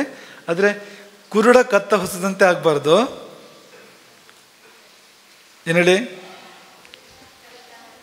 ಕುರುಡ ಕತ್ತ ಹೊಸದಾಗ ಸಂಜೆ ಹೊತ್ತಿಗೆ ದೊಡ್ಡ ರಾಶಿ ಬಿದ್ದಿತ್ತಲ್ವಾ? ರಾಶಿ ಬಿದ್ದಿದ್ದವುದು ಬೂದಿಯ ರಾಶಿ, ಹಗ್ಗದಲ್ಲ ಅಂತ. ಹಾಗಾಗಬಾರ್ದು. ಹಿಂದಾದ ಪಾಠವನ್ನು ಮರಿಬಾರ್ದು, ನೆನ್ಪಿಟ್ಕೋಬೇಕು, ಚಿಂತನೆ ಮಾಡಬೇಕು. ಆಶೀರ್ವಾದ ಮಕ್ಕಳೇ. ನಿಮಗೆ ಒಳ್ಳೆ ಕಾಲವೂ ಬರಲಿ ಮತ್ತು ಒಳ್ಳೆ ಕಣ್ಣು ಕೂಡ ಬರಲಿ. ವೇದಸ್ಯ ಚಕ್ಷುಹು ಎನ್ನುವಂಥ ಕಣ್ಣು ನಮಗೆ ಅದರಿಗೂ ಬರಲಿ ಅಂತ ಆಶೀರ್ವಾದ ಮಾಡ್ತೇವೆ. ಇವತ್ತು ಈ ಸೇವೆ ಮಾಡಿರ್ತಕ್ಕಂಥ ನಮ್ಮ ಕವಲಕ್ಕಿ ವಿಷ್ಣು ಮತ್ತು ಕುಟುಂಬ ಅವರು ಭಿಕ್ಷಾ ಸೇವೆಯನ್ನು ಮಾಡಿದ್ದಾರೆ, ಜೊತೆಯಲ್ಲಿ ಬೇರೆ ಬೇರೆ ಸೇವೆಗಳನ್ನು ಮಾಡಿದ್ದಾರೆ. ಗುರುಕುಲಕ್ಕೂ ಅನೇಕ ಕೊಡುಗೆಗಳನ್ನು ಕೊಡಿಸಿದ್ದಾರೆ. ನಮ್ಮ ನಿತ್ಯ ನಿರಂತರ ಕಾರ್ಯಕರ್ತ, ನಿಮ್ಮ ಜೊತೆಗೆ ನಿಮ್ಮ ಮಧ್ಯೆ ವಿದ್ಯಾರ್ಥಿ ಥರ ಕೂತ್ಕೊಂಡಿದ್ದಾರೆ ನೋಡಿ ಅಂತ. ಹಾಗಾಗಿ ಆ ಕುಟುಂಬವನ್ನು ಕೂಡ ಮನಸಾರೆ ಆಶೀರ್ವದಿಸ್ತೇವೆ, ಹರಿಸ್ತೇವೆ. ಇದೆಲ್ಲ ಕೇಳಿದ್ರಿಂದಾಗಿ ಅವ್ರಿಗೆ ಏನಾದರೂ ಗ್ರಹಚಾರ ದೋಷ ಇದ್ದರೆ ಅದೆಲ್ಲ ಪರಿಹಾರ ಆಗಲಿ, ಶುಭ ಪ್ರಾಪ್ತಿಯಾಗಲಿ. ಎಲ್ಲ ಗ್ರಹಗಳು 11ನೇ ಮನೆಗೆ ಬಂದರೆ ಒಳ್ಳೇದು ಮಾಡ್ತಾವಂತೆ. ಎಲ್ಲ ಗ್ರಹಗಳು ಕೂಡ, ಯಾವುದೇ ಗ್ರಹ ನೀವು ಕೇಳಿದ್ದೀರಾ, ಶುಭ ಏಕಾದಶ ಸ್ಥಾನ ಸ್ಥಿತ ಫಲವರದಾಭವಂತು ಅಂತ ಪಂಚಾಂಗ ಶ್ರವಣ ಮಾಡಬೇಕಾದ್ರೆ ಕೊನೆಯಲ್ಲಿ ಹೇಳ್ತಾರೆ, ಎಲ್ಲ ಗ್ರಹಗಳು ತಮ್ಮ ತಮ್ಮ 11ನೇ ಮನೆಯಲ್ಲಿ ಒಳ್ಳೆ ಫಲ ಕೊಡ್ತವೆ ಅಂತ. ಅಂಥ ಫಲ ಆ ಕುಟುಂಬಕ್ಕೆ ಬರಲಿ ಎಂಬುದಾಗಿ ನಾವು ಹಾರೈಸೋಣ. ಹಾಗೆ ಕಡತಗಳ ಅನಾವರಣ ಆಗಿದೆ. ನಮಗೂ ಆ ಪ್ರಜ್ಞೆ ಬೇಕು, ನಮ್ಮ ಇತಿಹಾಸ ಉಳಿಸ್ಕೊಳ್ಬೇಕು, ಉಳಿಯುವಂತೆ ಇಡಬೇಕು. ಈಗಿನ ಘಟನೆಗಳು ಕೂಡ ಮುಂದಿನ ಕಾಲಕ್ಕೆ ಉಳಿಯುವಂತೆ ಇಟ್ಕೋಬೇಕು ನಾವು ಅದನ್ನು. ನಮ್ಮ ಪೂರ್ವಜರು ಇವತ್ತಿನ ಕಾಲದಾಗ ಇಂಥ ತುಂಬ ಈ ಮಾಡರ್ನ್ ಇನ್ವೆನ್ಷನ್ಸ್ ಏನೋ ಇಲ್ಲದೇ ಇದ್ದರೂ ಕೂಡ ಅವ್ರು ಏನು ಕೆಲಸ ಮಾಡಿದ್ದಾರೆ, ಅದು ಉಳಿಯೋ ಕೆಲಸ ಮಾಡಿದ್ದಾರೆ ನೋಡಿ. 4 ಕಾಲ ಅಲ್ಲ, 100 ಕಾಲ ಅಲ್ಲ, 1000 ಕಾಲ ಉಳಿಯೋ ಕೆಲಸ ಮಾಡಿದ್ದಾರೆ ನೋಡಿ. ಹಾಗಾಗಿ ಕಡತಗಳ ಬಗ್ಗೆ ಕೂಡ ನಾವು ತಿಳ್ಕೊಳ್ಬೇಕು ಮತ್ತು ಗೌರವ ಬೆಳೆಸ್ಕೊಳ್ಬೇಕು. ಕಡತಗಳ ಅನಾವರಣ ನಮ್ಮ ಸುರೇಶ್ ಅಡಗೋಡಿ ಕೈಯಿಂದ ಆಗಿರ್ತಕ್ಕಂಥದ್ದು. ಇವತ್ತು ಹೇಳಿದ್ರು, ಅದು ಕೂಡ ಅನಾವರಣ ಆಗಬೇಕಾಗಿರ್ತಕ್ಕಂಥ ಒಂದು ವಿಷಯವೇ ಹೌದು ಅಂತ. ಸುರೇಶ್ ಅಡಗೋಡಿ ಅಂತ ಎಲ್ಲ ಮೂಲೆಯಲ್ಲಿ ಇದ್ದುಕೊಂಡು ಏನೂ ತೋರಿಸ್ಕೊಳ್ಳದೆ ತನ್ನ ಪಾಡಿಗೆ ತಾನು ಎಷ್ಟು ಸೇವೆ ಮಾಡ್ತಕ್ಕಂಥದ್ದು ನೋಡಿ, ಕಲಿಯುವಂಥ ವಿಷಯಗಳಿದೆ ಅಂತ. ನಾವು ನಿಮಗೊಂದು ಯಾವಾಗಲೂ ಒಂದು ಸತಿ ಹೇಳಿದ್ವು ಅಂತ ನೆನಪು. 4 ಥರ ಇರುತ್ತೆ, 4 ಥರದವ್ರು ಇರ್ತಾರೆ. ಕೆಲವರು ಶಬ್ದ ಮಾಡ್ತಾರೆ, ಕೆಲಸ ಮಾಡೋದಿಲ್ಲ. ಕೆಲವರು ಕೆಲಸ ಮಾಡ್ತಾರೆ, ಶಬ್ದ ಮಾಡೋದಿಲ್ಲ. ಕೆಲವರು ಕೆಲಸನೂ ಮಾಡ್ತಾರೆ, ಶಬ್ದನೂ ಮಾಡ್ತಾರೆ. ಇನ್ನು ಕೆಲವರು ಕೆಲಸನೂ ಮಾಡೋದಿಲ್ಲ, ಶಬ್ದನೂ ಮಾಡೋದಿಲ್ಲ, ಶಾಂತ. ನೀವೇನಾಗ್ತೀರಿ ಯೋಚನೆ ಮಾಡಿ. ನೀವು ಕೆಲಸ ಎಲ್ಲ ಶಬ್ದ ಇದೆ, ಬರೀ ಶಬ್ದ ಮಾತ್ರ. ಕ್ವಚಿತ್ ಕಣಕಣ ಶಬ್ದ ಅಂತ ಹೇಳ್ತಾರಲ್ಲ, ತುಪ್ಪ ಬಡಿಸ್ಬೇಕಾದ್ರೆ ಕ್ವಚಿತ್ ಧಾರ, ಕೆಲವು ಕಡೆ ಧಾರೆ ಧಾರೆ ಬಿಡ್ತಾ ಇರುತ್ತೆ. ಕ್ವಚಿತ್ ಬಿಂದು, ಕೆಲವು ಕಡೆ ಬಿಂದು ಬಿಂದು ಬಿಡ್ತಾ ಇರುತ್ತೆ. ಮತ್ತು ಕೆಲವು ಕಡೆ ಕಣಕಣ ಶಬ್ದ ಮಾತ್ರ ಅಷ್ಟೇ, ಅಂತ ಏನು ಬೀಳಕ್ಕೇನೂ ಇಲ್ಲ, ಶಬ್ದ ಮಾತ್ರ ಅಂತ, ಫಲ ಇಲ್ಲ, ಕೆಲಸ ಇಲ್ಲ ಅಂತ. ನಾವು ಇದಾಗಬಾರ್ದು. ಇನ್ನು ಕೆಲವರು ಕೆಲಸನೂ ಮಾಡ್ತಾರೆ, ಶಬ್ದನೂ ಮಾಡ್ತಾರೆ, ಇದು ಬೇಡ. ಕೆಲವರು ಕೆಲಸನೂ ಮಾಡೋದಿಲ್ಲ, ಶಬ್ದನೂ ಮಾಡೋದಿಲ್ಲ, ನಿಷ್ಪ್ರಯೋಜಕ. ಬೇಕಾದ್ಯಾವುದು? ಕೆಲಸ ಮಾಡಬೇಕು, ಶಬ್ದ ಮಾಡಬಾರ್ದು. ಸುರೇಶ್ ಅಡಗೋಡಿ ಅಂದರೆ ಅದು ಕೆಲಸ ಮಾಡ್ತಾನೆ, ಶಬ್ದ ಮಾಡೋದಿಲ್ಲ, ನಿಶಬ್ದವಾಗಿ ಕೆಲಸ ಮಾಡೋವಂಥದ್ದು ಅಂತ. ಇದು ತುಂಬ ಒಳ್ಳೆಯದು ಕೂಡ ಹೌದು ಅಂತ. ಹಾಗಾಗಿ ಅದಕ್ಕೊಂದು ಉದಾಹರಣೆ ಆ ತಾಣದಲ್ಲಿ ಈ ಸಮಯದಲ್ಲಿ ನಾವು ನೆನಪಿಸ್ಕೊಂಡು ಎಲ್ಲರನ್ನೂ ತುಂಬ ಪ್ರೀತಿಯಿಂದ ಹರಿಸ್ತೇವೆ. ಎಲ್ರಿಗೂ ಒಳ್ಳೆಯದಾಗಲಿ ಅಂತ ಅರ್ಪಣೆ ಆಗ್ತದೆ. ಹರೇ ರಾಮ್. ಗೋಕರ್ಣ ಮಂಡಲಾಧೀಶ್ವರ ಶ್ರೀಮದ್ ಜಗದ್ಗುರು ಶಂಕರಾಚಾರ್ಯ ಶ್ರೀಮದ್ ರಾಘವೇಶ್ವರ ಭಾರತೀ ಸ್ವಾಮಿ ಮಹಾರಾಜ್ ಕೀ